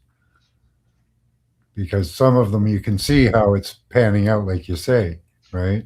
In modern society. I was just wondering who wrote the book first? Did Marx write his stuff first, or did Hegel write his stuff first? Hegel wrote first, and then Marx. Yeah, the Marxists were called young Hegelians, so they were in the designation of Hegelian philosophy. See, that basically is what it is, because the Hegelian dialectic, is basically it's an outline of the Zionist plan to take over the world. Right. And so if Marx followed up after that and, you know, was for that, it's like we kind of see it's just trying to forward that original end goal. So, well, I saw this video yesterday, and it said that like the Kabbalah was kind of like a cybernetic like programming system for humans. And would you say that Marxism is kind of like a Kabbalistic cybernetic system, or would you say it's more of just like a philosophy that got implemented into cybernetic philosophy systems? Well, to be honest, I think most ideological and religious books have been used to push this end goal of Zionism, one world government, one world control, one world religion, everything that they're trying to head for right now. I believe all of these are part and parcel of their larger scheme.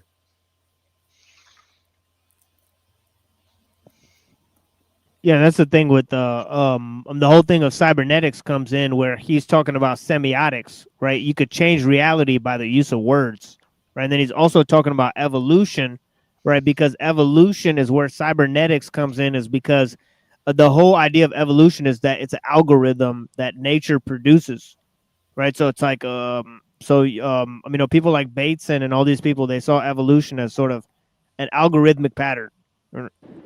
So let me put it like this, just because like I've never had this thought directly before, but I've kind of thought about it on my own. So would you say that there was a mathematical, like, do you think there was any mathematicians behind Marx? I know that sounds really bizarre as a question, but like, do you think that there were people who were like theoretical mathematicians that had kind of like applied mathematics? Absolutely. Okay. Who do you think those were, and who, like, how so? Like, in what way would you say that? I'd say people like Malthus, who came before Darwin, right? Malthus influenced Darwin, right? But there's also Thorstein Veblen, right? Thorsten Veblen sort of came up with the notion of technological determinism. You know, he may have coined the phrase, right? So this whole idea of these ideas were sort of extrapolated in terms of economic sense and childbirths and all this stuff, population control. Right? Obviously, the Fabian socialists were looking at projects like birth control as sort of a Marxist project, right? So they were like, because remember, Marx was against the family. He emphatically said family, the state, and religion are sort of holding society back, right? They're that's because that goes along with the Hegelian dialectic, where they want the state to basically destroy all the families and basically just raise worker slaves and have control of all the children. Like precisely. Yep. Yeah. So really quick, Machine, I just want to let you know your mic is extremely hot. So I just wanted you to know that. I don't know if that's on purpose or not. Yeah, it's going crazy today. It's going from hot to like barely audible. It's fucking insane. Because before it was turned down, so I turned it up all the way. I'm still adjusting this shit. I'll turn it down tomorrow. Yeah. Sorry, guys. No, it's not a big deal. I just did. I don't think it was doing that earlier, but for some reason it's not. So, but yeah. So here's what I would say about it. So would you say that? So if that's the case, and again, like I'm being like very like rudimentary with my analogy, but like for instance, do you think that they were like creating formulas and plugging in these things, and those ideas that had mathematical formulas influenced people like Marx? And if that's the case, would you say that they've only improved upon both the formulas themselves as well as the computing power, obviously, with this? And so what I mean by that is like now we're in a post-Marxist ideology where they're using Marxism, but they're also using the mathematics to program people to be fit into Marxist theory or something like that. Right, and the foremost chapter on this is the chapter of Ellul, right? In the Technological Society, Technique and the Economy, right? He's laid it out right there how norms and planning, these two institutions of data collection, right? They influence the development of the state and all this type of stuff, and they align the state with techniques, right? So that chapter on economy is extremely I think prophetic. And there's also another possibility. What if it is all simulation theory, and certain people are just given those programs? Yo, Neurojack came in smoking his neuro crack. Like, listen, he came in hot. Yeah. Like, did you see if America's gonna be communist? Some cities are definitely trying. Neurojack, bro. Like, listen, I love you, homie. You know what I'm saying? But like, it is what it is. Thank you. I love you, my brother. Like, I'm your biggest fan, your biggest supporter on this bitch. You know how this works. Like, yo, bro, you be coming in hot sometimes. I had to throw a curveball. I like to throw. That's not a curveball, son. You literally just threw the ball in the dirt and then rushed the motherfucking plate. I don't know why you're trying to fight the battle. Like, yo. God damn. Listen. I don't know. I was busy writing an article, so like I missed, like some of y'all stuff or whatever it was that y'all were doing. But like, I'm open to astral projection, right, and remote viewing. Yeah. I think that's interesting shit. Well, I mean, I want to learn how to do that shit personally. That's kind of why I was asking about it, because I don't remember if it's Max Vision or someone, but somebody around here knows how to do it, and I'm kind of interested. I've come to the conclusion that almost anybody can do it. Yeah, I've watched some really cool documentaries on it, to be honest. Like, I'm actually sort of on your side, but not so much with trying to push it as much as you are. But I've watched some really cool documentaries on the people that were running the CIA program on the remote viewing. There is some fucking interesting shit. Like, there is really, really some interesting shit out there to find. And what I do is training for people, and hopefully that increases their like personal intuition. That's my hope. It's for like it. it's If some you people can go are watch better the at it movie than with others. George Clooney and Kevin Spacey, The Men Who Stare at Goats. That's actually like that's a real. It's like a fucking documentary. That's Yeah, not a joke. it's supposed to be a true story, but they do take a bit of artistic license. Listen, it can't all just be like boring filing paperwork and bullshit. You know what I mean? Yeah, no. McMonagle. What they do in the actual remote viewing though is they basically isolate someone in a room with almost no stimulus whatsoever and give them a bit of paper and say, I want you to focus on, say some military base in Russia. Nope, you draw don't the tell you location? that. They don't tell you that. And a lot of them, that does actually happen more often than you realize, but a lot of them, like the people that picked who are obviously, good at this shit, the people that actually picked and Can I ask trained a up, question real quick though? Can I ask a wait. I need to ask a fucking these question. military bases within like a mile of where they were. Yeah, I got a question, right, real quick, man. Just off topic, but I have a question for Machine. Brad, listen, and Neurojack, like what is going on with StreamYards and these two different screens? Anyone else seeing this? There's like a screen on the left-hand side. Weird. It's like skinny. It's like with remote viewing, what they do is they give you a number. You don't have So any. they give you the ability to stream in both mobile and computer formats. So you can go to the options, and should give you the ability to hide mobile preview or something like that. So that's. Oh, okay, but I'm apologize. I was just wondering what this was. But anyway, yeah, Max Vision. So listen, actually I've talked with this with a few people in here, not in here. Well, Machine, I think Lone Wolf, maybe. Yeah, that makes no sense because I don't even have the vertical stream there. So how come it's showing the option? Well, I think it's because Machine it's is taking over. No, it's because I started streaming to my platform. Oh, and okay, I guess see. it added it. Oh, Yeah, my bad. Yeah. Dun dun dun. I didn't know it was gonna do that, but apparently that's what happened. So just yeah, my bad if I changed some setting or something. My bad. Sad trombone. Yeah. So like I've talked with this like Zephyr and Machine before, and I think Reddington was there as well, right? But like, well, in Discord, like I lucid dream almost like every night, right? Like that's just something I do and like a lot of people don't understand that, and so like with the remote viewing thing, like I believe that humans have more capability with their mental power than they understand. I think deja vu is your brain like running scenarios forward, trying to predict what's going to happen in the future because you're a giant pattern recognition machine. But like sometimes it's just weird. Like Or you time ever is have not deja vu linear. when you're at like 7-Eleven staring at the roller dogs for some fucking reason? Right? It's always something dumb. It's never like something cool. That's true. That's cool. Yeah. If I'd be staring at at hot dogs, I'm gonna blame you, Pinoid. Well, they are trying. They are trying to suppress the human biofield, which basically is your sixth sense. Can I just respond to Dr. D? Sure. Dr. D heads in chat.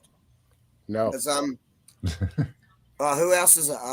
Rocky Shepherd. See, remote viewing is different from astral projection. Yeah. So you're trying to conflate astral projection and remote viewing. Yeah. Remote viewing Yeah, is you're two sitting different- in one way place different and things. you're just trying to think of this thing you've been asked to think of. Whereas astral projection is you actually leaving your body. That's the more demonic side of it type shit. So you're I think but you're conflating the two. They're both like linked.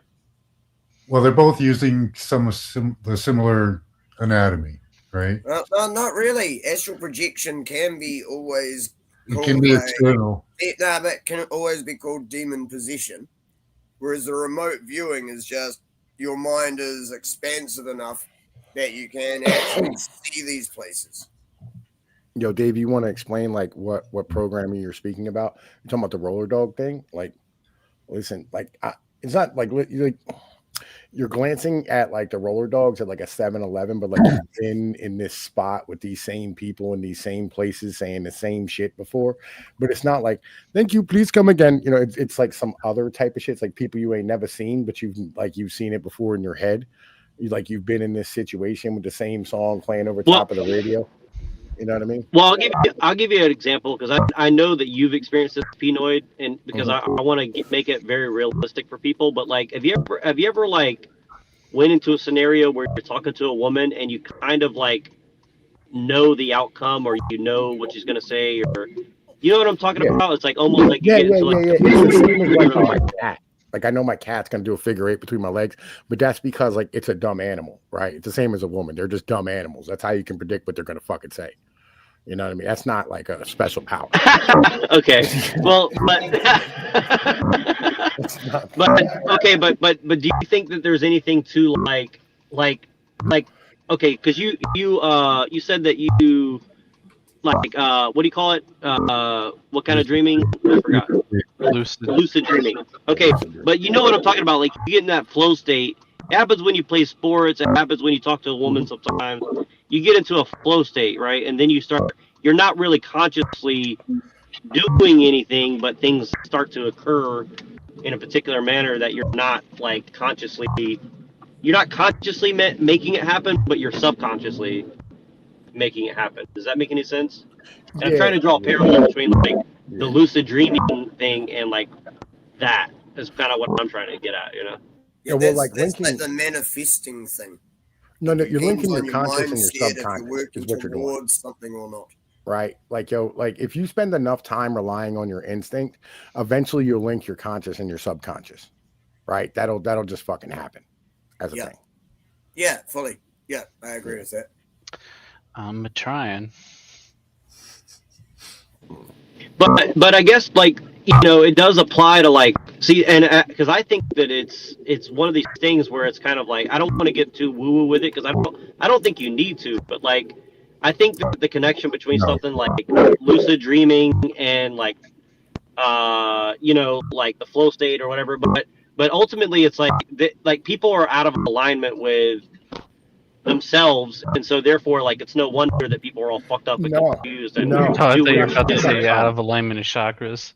That's not the problem. The problem is what you have like half the population's fucking retarded, right? And plastic infused and like lead poisoned, right? So they don't actually have the ability. Like, you know what aphantasia is, Neurojack? Not off the top of my head, no. I've heard the term. They call it a disorder, but what it is being like an actual for real NPC, like a real life non-player character. You can't picture anything in your head. It's 20% of the population can't picture nothing in their fucking heads. Yeah, I heard that. It's not even just that. It's even worse than that. Shit. They can electronically enhance viewing ability. Actually, a large percentage of the population that doesn't even have an internal monologue. Like they can't actually talk with themselves in their own head and work out if something's good or bad. It's like there's only a single thought. It's kind of disturbing, actually. It really is. The more you think about it, they basically don't have a conscience. They can't sit there and argue with themselves about whether something's right or wrong. I got like 8 to 12 children, depending on which female you talk to, Zephyr. Like I get laid a lot. Like I'm really good looking. I have a deep voice, and I'm 6'1", so like I'm gonna get laid. I don't know like why you're surprised I get laid. It's fucking weird. You know what I mean? What up, Mimsy? Listen, tell Mike to hit me up, bro. Like fuck, I heard from that motherfucker in like 2 months. But same. I don't think anybody has. I was texting with him like a couple months ago, but like fucking I ain't heard from him since. Right. Ruh-roh. Hey Mimsy. Not sure if I've met you before. I probably have. You're a mod here, so I've probably run across you before. Yo, it is a flex.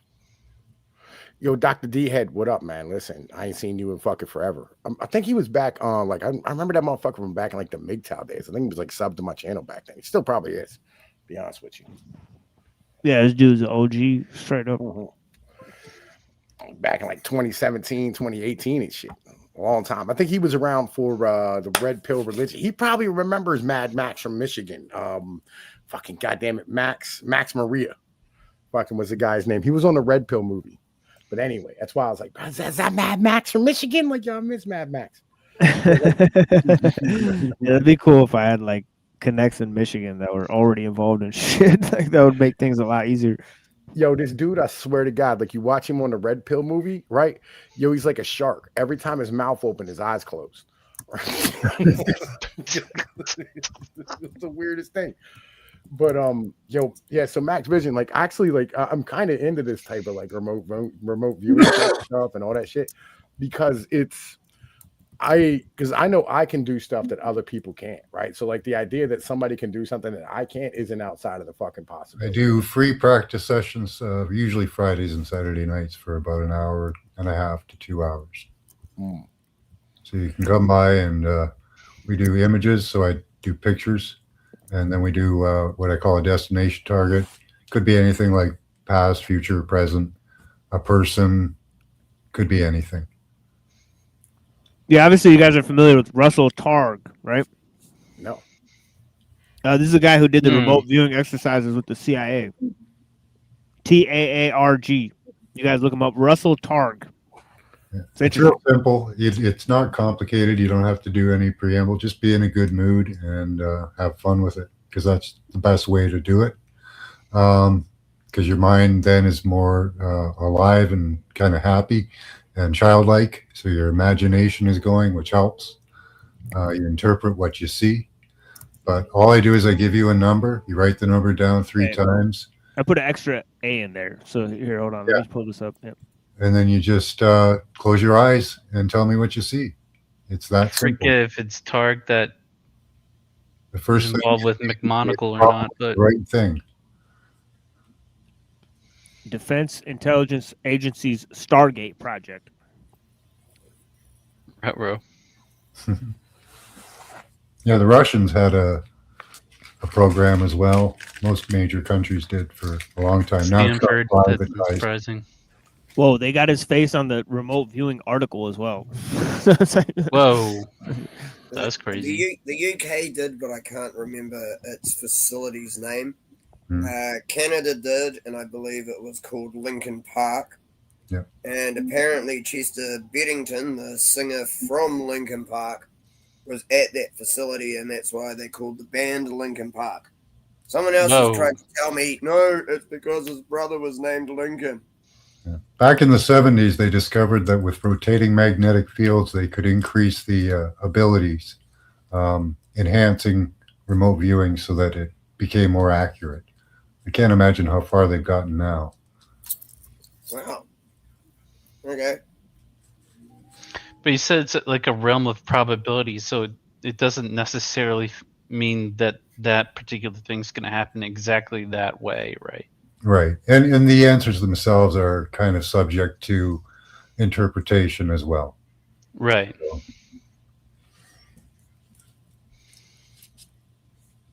So it's so there's a little bit of wiggle room in there. There's a lot of wiggle room. A lot. Some of them are. McMonagle was kind of accurate on a lot of stuff, though. Yeah. Sometimes, like I would say, the responses we get, like it's a group thing that I do with people in chat. They're the actual viewers. I don't do any viewing on it really.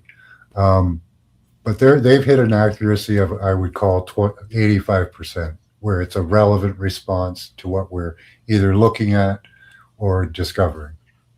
So. It's pretty high. Yeah. Yeah, that's crazy. Yeah, if you find the right people with aptitude for it, then yeah. Apparently, I heard the same thing on the documentary I watched. It's like they'd have quite a few people run tests and shit, and then they'd pick certain people, and it was quite a high success rate. It's like it's not as low as you'd think. It is that high. Well, and like the targets aren't like, plus minus things like that. They're actual images of almost anything that I use. So the idea is with remote viewing is you're looking at it either through my eyes or you're bilocating and looking at it. And that's how you're supposed to be receiving the message. So I'm part of the experiment as well as the viewer. I know, so that's different from what I well, yeah, the documentary I watched. Yeah. They were getting them to try. I and didn't find hear about the military bilocation part. Yeah, before. what we do at the end is we do what I call a destination target, where we go to a location or an event. I know, but like the thing is, the person didn't have to go there. Mm. This is like actual remote Yeah. doing that. Like, find this base over in Russia from America. Yeah. The only And they were person that getting, knows like, the with target that- is me. It's They were the getting same within a experiment. mile. You know, Yeah. but the map they're drawing shit. They were within a mile of the location of these bases, Hmm. halfway around the world type shit. Yeah, a lot of times they're just given coordinates on the Earth, like Oh, this wasn't even coordinates. They were just asked to find it. yeah. No, like Mhm. trying to give them anything. Just go see if you can find this base in Russia. Oh yeah. Is that what they gave them actual? Okay, so they front loaded them. Oh, they just said find this base in Russia, and they sit there with a blank bit of paper, and they draw a map of where they think the base is. Yeah. And as I said, they were getting within a mile of where it was. Cool. Yeah. Oh, that's a document. I can't remember what it's called. It's on it's definitely on BitChute. I don't know. So if with it's remote viewing, there are two ways to do it. There's front loading and blind, right? So you can have some information or all the information, or you can have none. I practice with none. Yeah, this was just, can you find this over in Russia? Mhm. This was for wartime shit, like during the Cold War. Yeah. Like, can you find this base over in Russia? And they'd try and find it, and they were like within a mile. Like, because they'd go look, Mhm. you know, Yeah, we afterwards. did a lot of spying on they'd Russia. they'd go check that area. Yeah. And they generally found a base within like a mile. There was like, apparently there was one girl in particular who was really good at it. Like she was like the 85% sort of mark.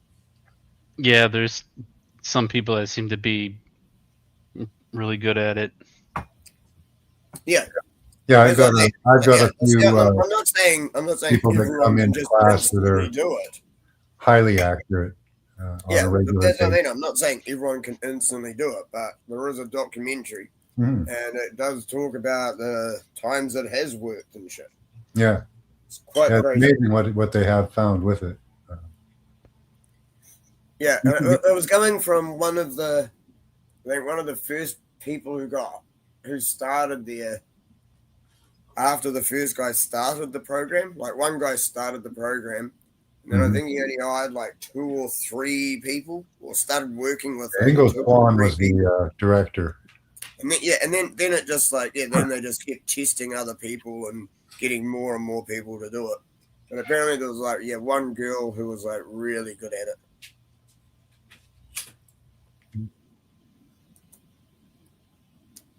It's a very interesting subject, because all it goes to show is how much of our brain the rest of us don't use. Well, yeah, and how much more connected would we be without all this electronic interference? That's one of Yeah, my right, questions, that too. Yeah. you know. Like, holy crap! I've had tinnitus since I was a kid. Yeah. I used to be able to, like, since I was like 5, I could turn up to a friend's house, and as soon as they opened the door, I would know there was a TV on, Mhm. because I'd start getting that high pitched whine in my ear. But Dude, now I've it's just about tinnitus constant. since 16 years old. Yeah, but now it's just about constant, because there's fucking Wi-Fi signals everywhere. Yeah. Yep. Yeah, and they are It trying to. used to just be when I was near a TV that was on. Yeah, and for cybersecurity, they're also dampening your biofield, because they want to keep your signal down to about 1.5 centimeters above the body for cybersecurity, and doing their little pop with technology.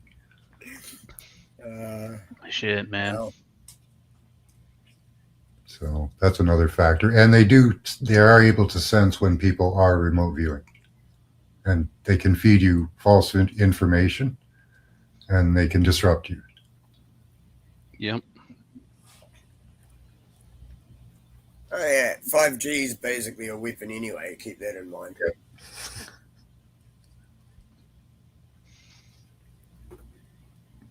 I mean, everything that they tell you is an advantage generally isn't. I need to download 5,000 movies in a nanosecond. You know, come on, who needs that?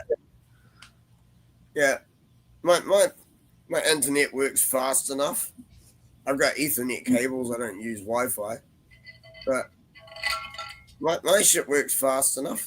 I'm able to stream. It's like I don't need it to be any faster than that. I don't need like magical speeds.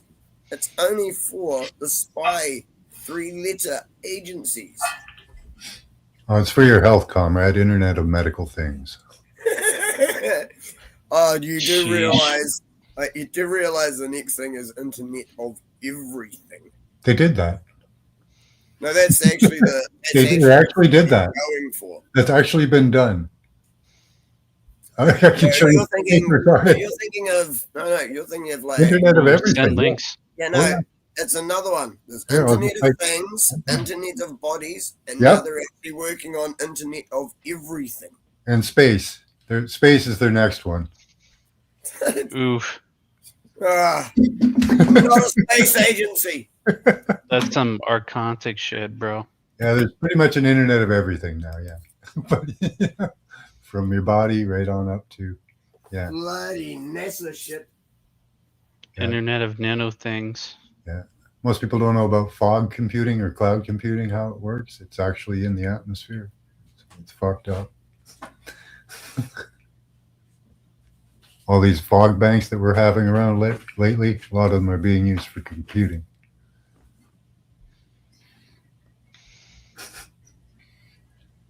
So they've pretty much That's some shit. taken control of everything. Yeah, for Lore Studios, you can Lore Static Studios. You can come up, introduce yourself, but we're pretty much shutting this down soon. So you know, it's already way over 2 hours. I did my presentation in the beginning, went for pretty much 2 hours, and then you know, we've been conversating for the past 30 minutes here. So if you'd like to make your way here, right, you could come up, introduce yourself. But we are having a regular show tomorrow, 7:30 p.m. Eastern time, right, and that will consist of a 12-hour stream, right? Yeah, I mean, it's up to you. You can come up now. I mean, we still have a moment, and but yeah, we do this every Tuesday night, Wednesday night, and Saturday night, 7:30 p.m. Eastern. So you're welcome at those times, but you know, we'll have to talk to you a while if you don't have a camera, right? If you do have a camera, you'll be allowed on stage immediately, right, and all this type of stuff. So this is to avoid porn bombers, right? There's people who flip on their camera and they switch it to porn, right? So to disrupt the stream. So it's a fairly regular. I've had it happen multiple times. Holy shit. I've never had that happen. I've had people porn bomb my Telegram channel. I haven't had it happen while I've been streaming. Wow. Oh, yeah. That sucks. Yeah, we've had it happen multiple times. Yeah, while streaming. it's pretty gay too. Even very sophisticated. Oh, yeah, no, it's generally gay porn. Yep. Yeah, it's very sophisticated sometimes. Like they'll get 2 or 3 people to come in with them and act like they're you know, they want to have a genuine conversation. Some wild shit, bro. Oh wow. Yeah, Man, honestly, I've never had that happen before, eh? Like not on my streams. Yeah. I've had people like just scream out the N-word and shit, like jump on my Telegram. Oh yeah, we had that happen tons of times. Yeah, We just let I've had that. Yeah, I've had that plenty. we just But let that go for hundreds of hours. Yeah, no, I haven't had anyone porn bomb shit though. Like, wow, except for my Telegram, as I said. Yeah. By the way, Lore and Static Studios is live right now. So if you guys want to communicate with them, so I might go to his stream next. Honestly, this dude seems pretty cool. It's like whatever, like he's out here for us. So it is what it is. So check out his channel, Lore Static Studios out here. Right, It's he's an got interesting name. Yeah. Oh, Lore Lore and Static. Okay. He's got a cool channel. Honestly, looks cool. You're in an open debate night. Nothing is off limits. The Ruh-roh. simulation feed. Are we living in a glitched reality? There you go. Live Matrix That Radio. sounds like a topic I could play with. 6.5 hours on that one. Yeah, you know what I Definitely mean. a topic I can play with. Sounds So like you he's guys fucked, got yeah. this, Simon, right? So let's give him a big welcome. You know, I appreciate him stopping by and all that type of stuff. Looks like his topics are very comparable to what we cover here. So you guys got anything? No. Let's just shut this down. Dude. This has been too long. It's been going too long. Thanks for having me up. Have a good night. Blessings, Max. Talk to you all. It's always a pleasure. Much love, no fear. Cheers, everyone. Yeah, Easy, peace. DK. Yeah, peace, brother. Much love, no fear. All right, let's go check out Law Static Studios. Let's see what he does. Yeah, let's see what he does. Ah, shit, I gotta hang up on StreamYard, don't I? Yeah, All blessings. right, catch us all up. Yeah, see you guys soon. You know, and this is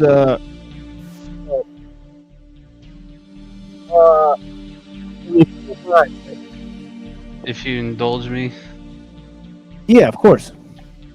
I was thinking of this quote earlier in the stream. I found it. Let's see, where do I start? Shoot, hold on a second. Yeah, take your time. It's no worries. Marx's philosophy of communism represented a further development of German idealism, which has its roots in the Lurianic Kabbalah of Friedrich Hegel. As Jewish historian Paul Johnson pointed out in his History of the Jews, Marx's theory of history resembles the Kabbalistic theories of the Messianic age of Shabbatai Zevi's mentor Nathan of Gaza. Marx and Engels were taught the philosophy of communism by Moses Hess, 1812 to 18. This is from Transhumanism by David Livingstone, isn't it? No, but nice guess. Hess was the grandson of Rabbi David T. Hess, who succeeded to the rabbinate of Mannheim after it had been seized by the Sabbatean followers of Rabbi, I'm going to butcher this name, Eibeshutz. According to Rabbi Entelman, to eliminate the opiate, Marx was also of Sabbatean origin, his father Heinrich having been inducted into the sect. This is from Leo Leon Zagami, The Rise and Fall of a Frankist Monster. Damn, what a beautiful way to summarize our findings here.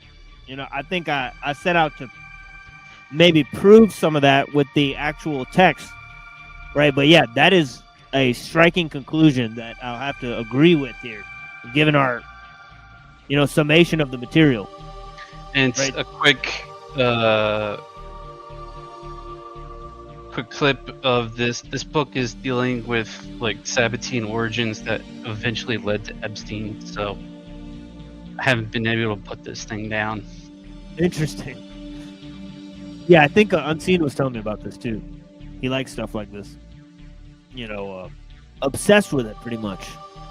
There's some things I might disagree with him, but for the most part, it's like spot on. Yeah, there's almost a very similar paragraph in Transhumanism, where he talks about Nathan of Gaza. He mentions that guy. He also mentions Moses Hess, and in connection to Marx. So it's interesting. Maybe David Livingstone got that from Leo Zagami, right? No, this book came out this year, so the other way around. He hasn't. Wow. He hasn't mentioned Livingstone as of yet. Yeah, that's interesting. Yeah. I'll show you the stuff from Livingstone because it's uniquely parallels with what he said there. I don't know. Because he's got like almost 600 citations in this thing, and I haven't. Yeah. I mean, I haven't really gone through the citations yet. It's just numbers on the page that you had to go to the back and look. So maybe it has referenced them. So I just need to look.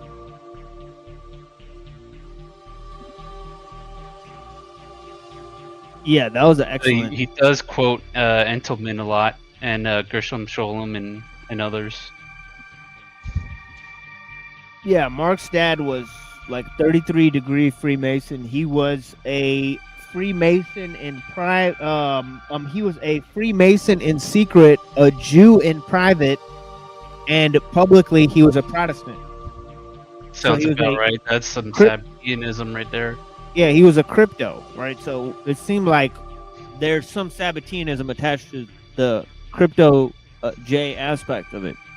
So it's an interesting history, fascinating history of not only Jays in Europe, but also economic and political theories, right? How they developed over time, right? Let me switch this to something different here. And we'll close out with some music. Blessings to all the people. Thank you for joining us here on The Machine Lives, where we talk about the lives of the machine on the machine that lives. Oh, we got Neurojack back here. Blessings. Hello. Uh-oh. That music is a good touch. Is it am I roboting now? Yeah, kind of robot. Staticky, not quite robot-y. Techno. How about now? Wizardry. Way better. Oh, yeah, perfect now, yeah. Yeah, that music is sick. It's from Dragon Ball Z. Where'd everybody go? It was shutting down. Yeah, I closed it out. Or whatever. I closed the show out. The entire show. Oh shit, my bad. Well, all your fault, bro. You have one job to do. Well, I thought the LARP will go on. I thought near always LARP, goes on. wherever you LARP. Come on, man, Oh, But man, yeah, I mean, get out of here. what is the deal with all these LARPers? I mean, they don't like to come on here very often, do they? No, they don't. Nice try at Springer. I mean Seinfeld. Jerry Springer. Different Jerry. The other Jerry. What is the deal? I wish I could do a better one. I mean, who doesn't want to be like Jerry Seinfeld, the ultimate comedian? Whatnot. You ever seen his show, Comedians in Cars or whatever? Wait, is that Drinking coffee or whatever? Yeah, some shit like that. He did I one think with it's Obama. like half an episode. Yeah, I watched him With do it with Obama. Obama. Obama's a comedian joke. Yeah, it was really it was very awkward. They had like a brunch in like a windowless room in like the basement of the White House or something. It looked like a 1983 cafeteria or something. It was pretty straightforward. Very odd. It looked like it looked like two guys on their lunch break in like a Yokohama tire plant in like 1983 Japan or something. It's like ridiculous. It's like pretty crazy. Very specific, I know, but perhaps I had lunch in a 1983 Yokohama tire. Awesome.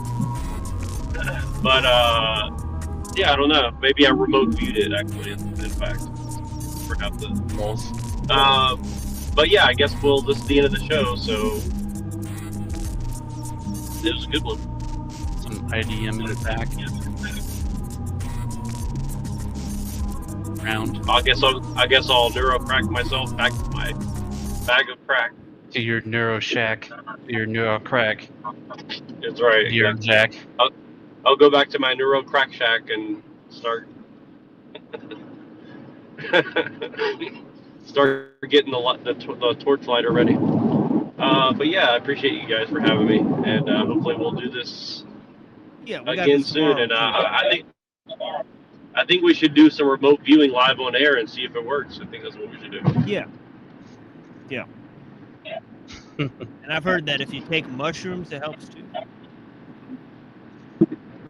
On those mushrooms, they look like satellites, so you get dialed in. Right. So everybody, make sure that you get your special stash just for that one event. We'll make it a pay-per-view, but not really event where everybody will come on down, and we'll have like a remote viewing mushroom octagon party. battle. We'll have we'll have remote Joe Rogan viewing and DPH comment on it. Yeah, we'll call it Joe Rogan versus DPH.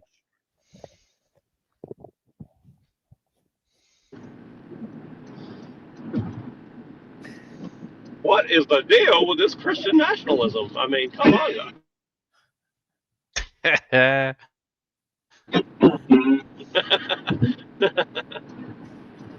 All right. Well, I guess I'll get off here. Thank you for everybody in the chat. Spread them links. Spread them links. Yeah, we got this. Yeah, spread those links out. You know, we're gonna come up. If we get like a good number of viewers in here, we'll piss a lot of the other streams off, right? So tell your family members. You know, if you could whisper to somebody in a dark alley, you know, the machine lies is on. You know, it'd really help. I mean, right? For sure. I mean, so yeah, blessings to all the people that are here. Greatly appreciate your time. You can't kill what you can't see.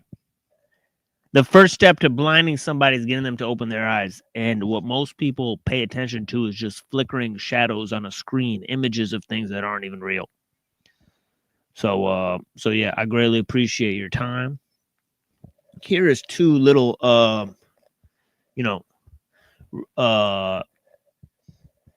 little ballads that like I put together here, right? First one is Go With The Flow by MF Doom.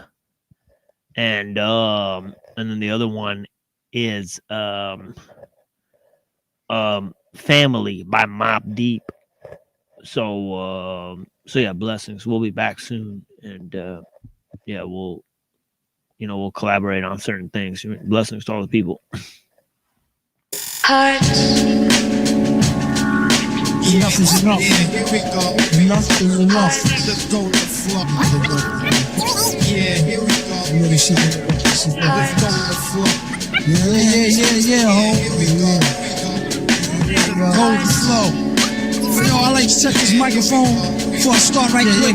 Microphone check 2 2 1 2 1 2. Alright, yeah. Big up all the Monster Allen massive. And beware before I triple tear you like the last kid who asked me what we don't got that you got, son. For one flow that's elementary, my dear watch, son. Secondly, ever since I was little, not so much a riddle, least rhyme to the syllable. Keep tracks and make an A-rap beat clap with no hands. I stop these drums on truly yours, G-rap. Actual fact, relax. In this land of lyrical lost black, I'm not the cool sleep stack. The one who might stop and talk to you, poison to few. Niggas who be biting styles I'm like pork too. Boom, what you got to lose? Let mud fly. When I got blues, I chew whole crews that's blood dry. So I ask why. The stars from the set simply fucking with my eye as I pull it to the chest. A super motherfucking villain with the mic with an iron hand, throwing them seeds to the fire from out the frying pan. It ain't no use in trying, man. Son, stop crying, frontin' like you deaf to find. Need to stop lying. Speak your piece, only once you're spoken to first. Now let me hear your verse while I'm choking you with probably fine rhymes like an editor. Throw them to my collections of skulls and spines like Predator. Fuck around. The only niggas who can hear the same sound was Jet Jaguar and James Brown. Yeah, only them two. Glad I took the time to write their names down just to pick them up. I like to say hi, it's Sci-Fly, the Ard Merlin. That's quick to whip up a script like Rod Serling. Who I on bad bitch who used to whip the Sterling. Who see God Cobra, never see God Erling. My man Grimm had his little monkey like Space Ghost. Me, myself, I got flavors that I'll taste most. With numb gums, some rhymes is lake toast. Back to you, MF Doom, you late show what? S to the U to the P-E-R-A. Who chronicle these times in a 3D horror. Thriller, porno, co-starrer in a real drama. Who break bread with stingy kinmen, Indian borrower. Lone gunman who candidly flip-flop flows. Single-handedly, with one eye closed. In a fly pose, no shirt, LAA, May. See me stack the $250,000 cash pay. That's that in a smash way. How we did it? Motherfuckers probably couldn't beat the cast a minute. It's the wizard scripts, quick set, flow with the flow. That's how we do it though. Yeah, yo, I like to give a special shout out. Rock Emerson L, Rockwell, to the depths of hell, Pro Mathematic, holding stacks like mathematics, two jugglers, Supreme Level Law, Prince Level Law, so I'm in that for sure. Yeah, here we go. Lord, I hope. Let's go with the face. Yo, I'm not. VS, shout out, Cole, I'm not for Flame, the Magician. Yeah, God, you now. Yeah, here we go. Sin. Yeah. GL. Yeah, here we go.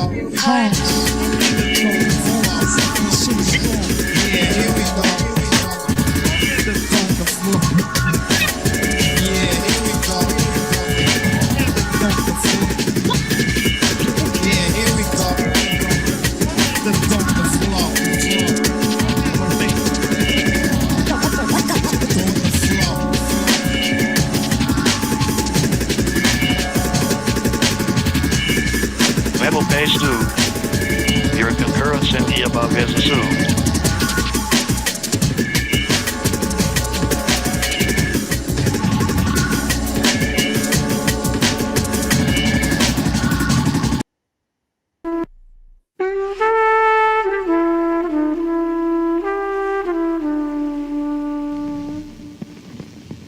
Yeah. Done you fam to me, and only family that could get that close to me. Keep it tight, strong, long green, that's keeping us going. I la hop it, getting right on them 747 Boeing. Fam to me, and only family that could get that close to me. Keep it tight, strong, long green, that's keeping us going. Unconditional love showing. Yo, yo, yo, yo.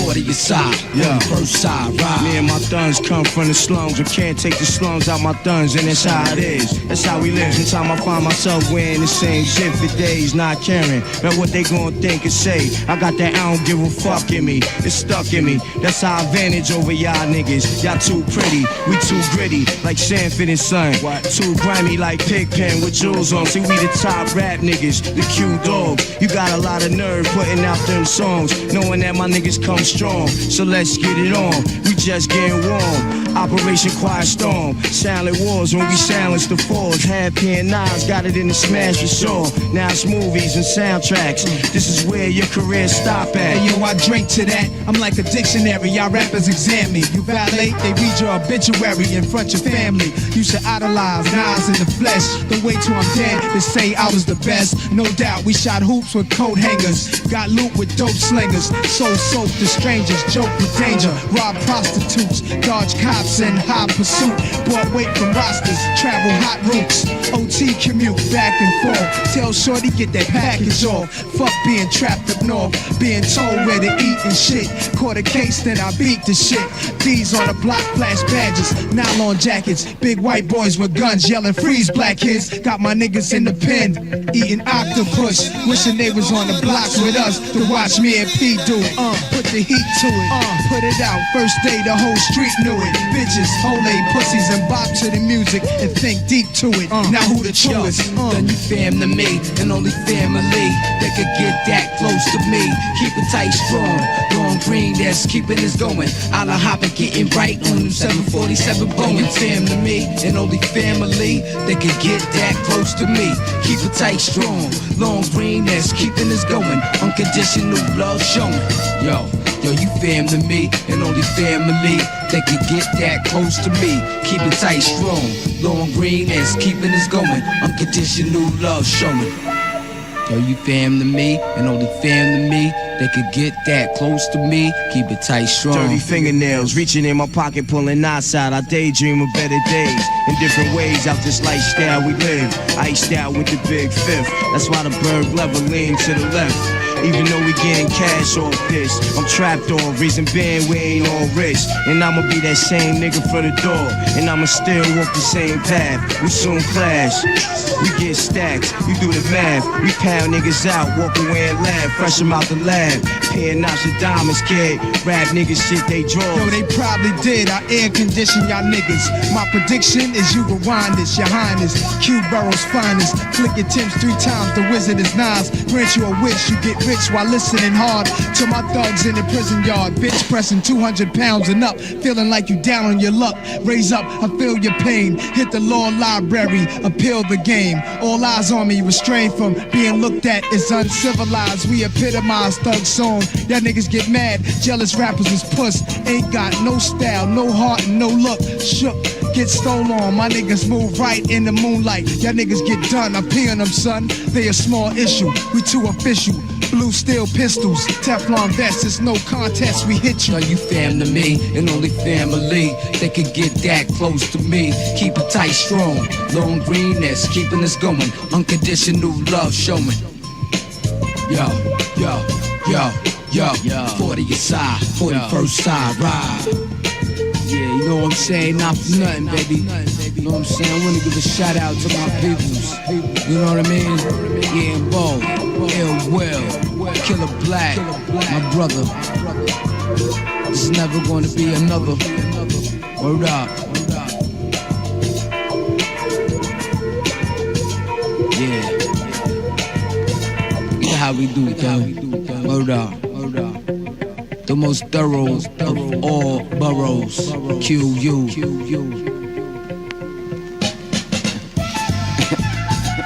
And it's gonna stay like that.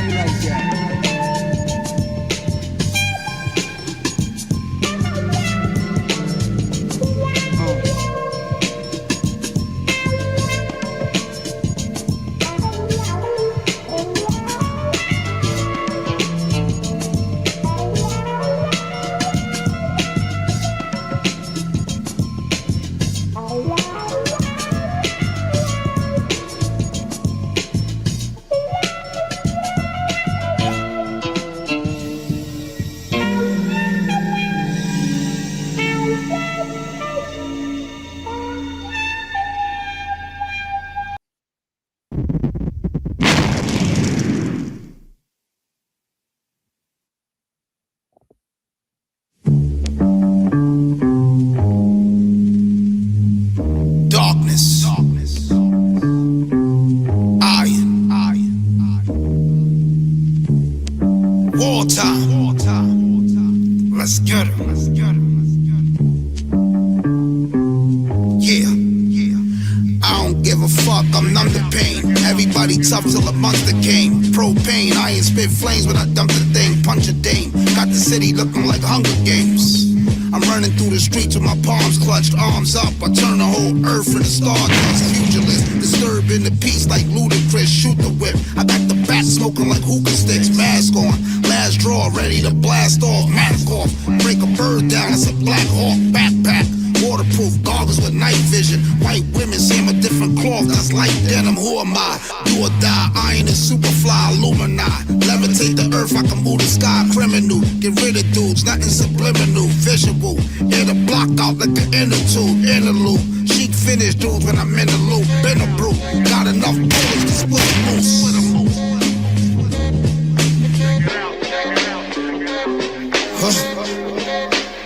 They got me trapped in these last days. The government in fear of my bad ways. Clash clay, put your lights out, that's an ashtray. Black spade, cascade, misery. Finish creeps trying to get rid of me. Energy, levitate your soul, I'm the Trinity. The Lord's here. Long beard, travel in war gear. 4 years, we all bears. Murder you soft quiz, caveman. With ape hands, travel this great land.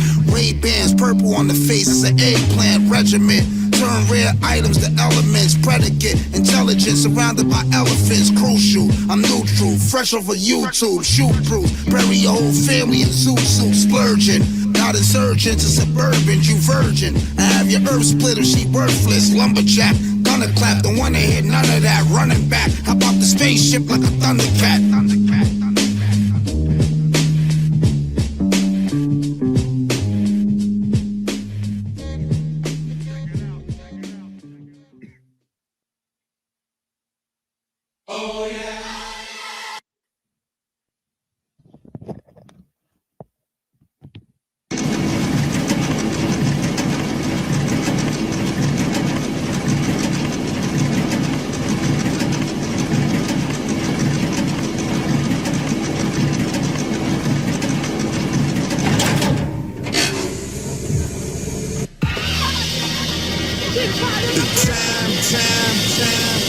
It's 2000 and now. Yeah. The location. Real shit motherfuckers don't talk about.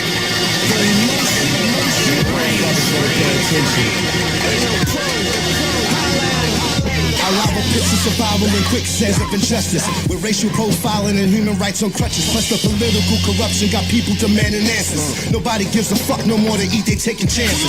Flip that quarter quick, cop a stack from Sanchez. Put one in the chamber, hide the pack between the branches. Government money laundering, bombings that spreading cancers. The World Trade disaster was just the war's cash advances. Neglected too much office meds and back on campus to take innocent lives just to ease the pain. While we continue to ask why, still no answers. But I know you can't embrace the sun and not believe in rain. Fuckers digging up dirt and causing these avalanches. Good people put in work but can't make ends meet. Young mothers struggling with hungry babies and shitty pampers. So the world should understand being a slave ain't sweet. That's why it's rage against God. The machine is rage against God.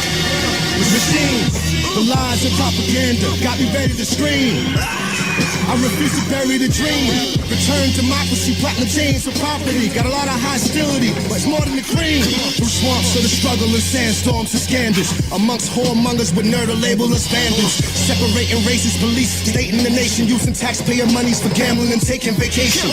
Trifling fucks like Spitzer.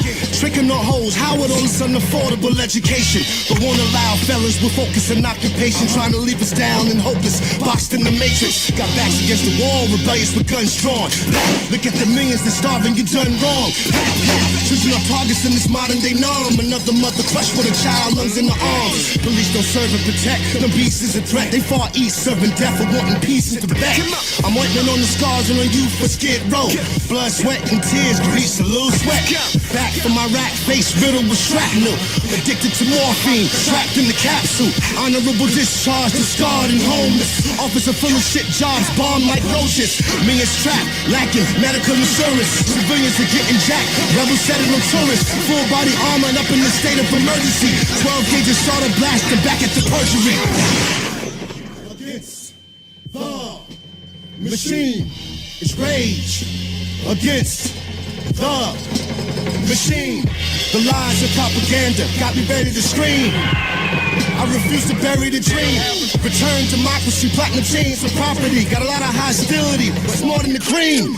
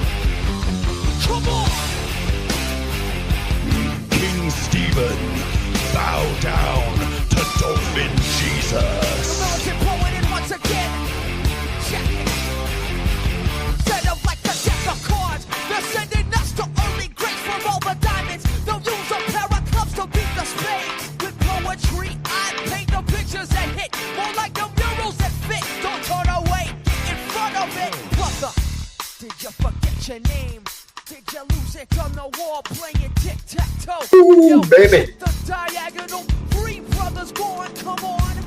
Doesn't that make it 3 in a row?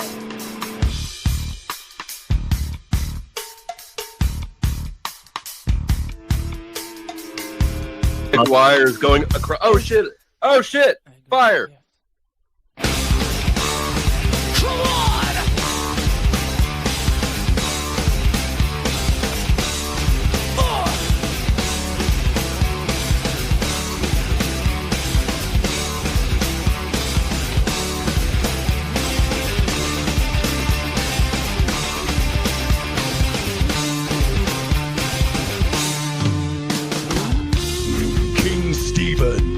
Bow down to Dolphin Jesus.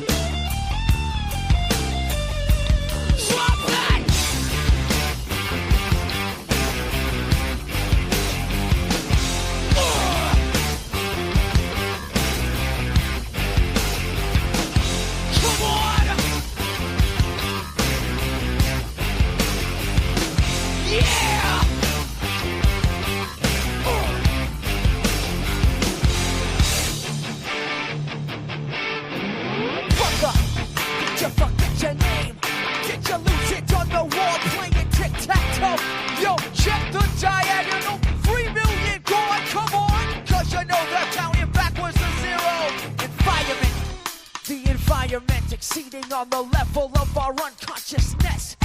For example, what does the billboard say? Come and play, forget about the movement.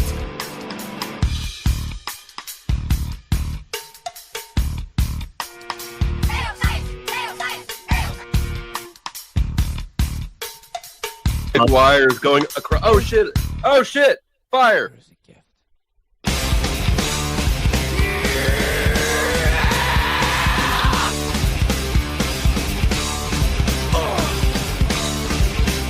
King Stephen, bow down to Dolphin Jesus.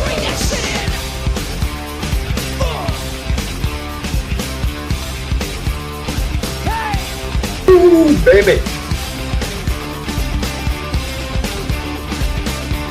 Ooh, baby!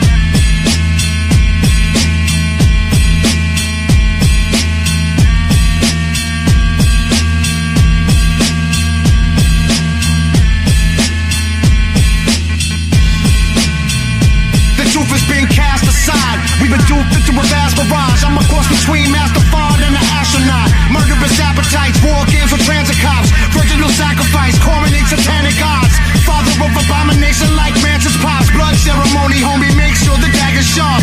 Crocodile briefcase, exchange cash with sharks. Diamonds and golden guns, smashing you with hands of bronze. Rather calm with the cameras on. Trap between Tetragrammaton and Babylon.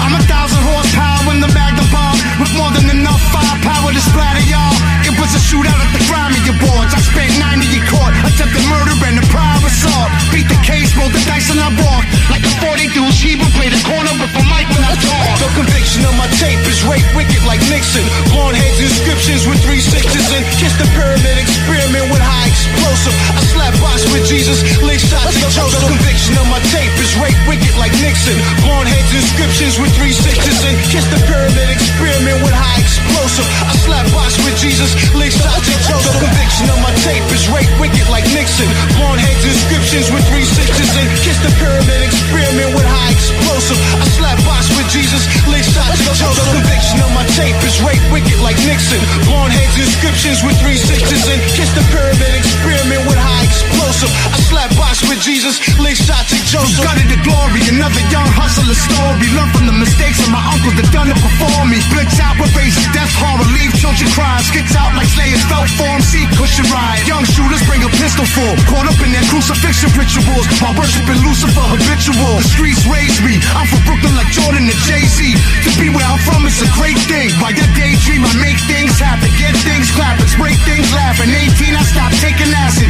but it left a stain on my brain to remain massive. Doors of perception open till they lay me in the casket. Until I stop making murder rap, because the Bible was written by those who were convinced the earth is flat.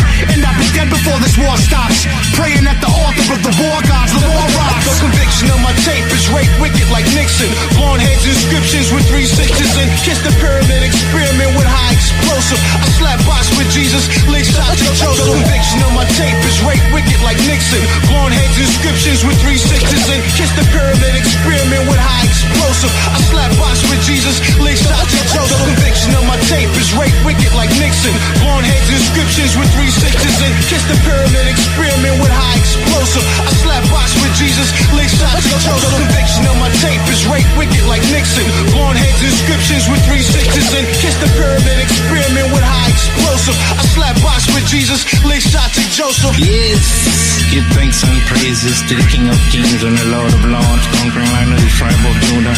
Elexibeli Romascon, Lamlak Mingos, Kungusa, Karamana, Wadana, Suasila, Ilmaskan, Wadashalo, Wadada, Suasila. Kikira enemies, Jerusalem, Ilalam, Aslam, Jehovah Alam, slash I love I. Give thanks and praises to the King of Kings and the Prophet love I, God I, of the almighty 12 tribes of Israel I.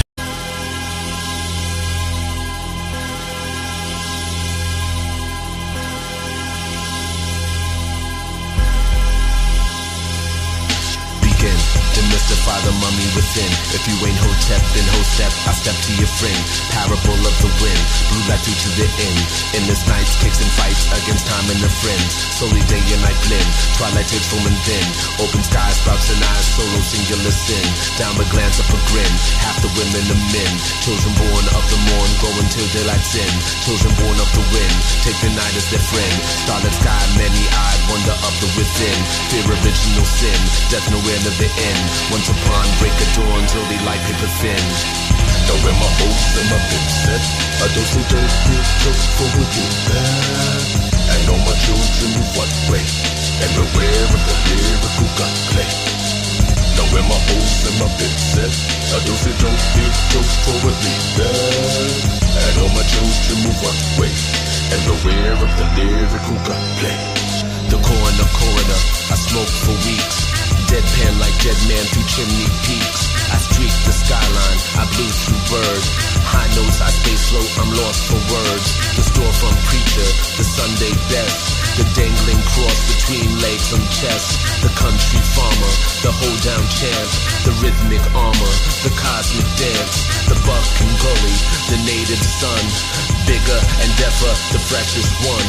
The soul increases, the flavor drills, the confidence loaded through dollar bills. The fuck I care for, the bold-faced lie, the been there and done that, the do or die.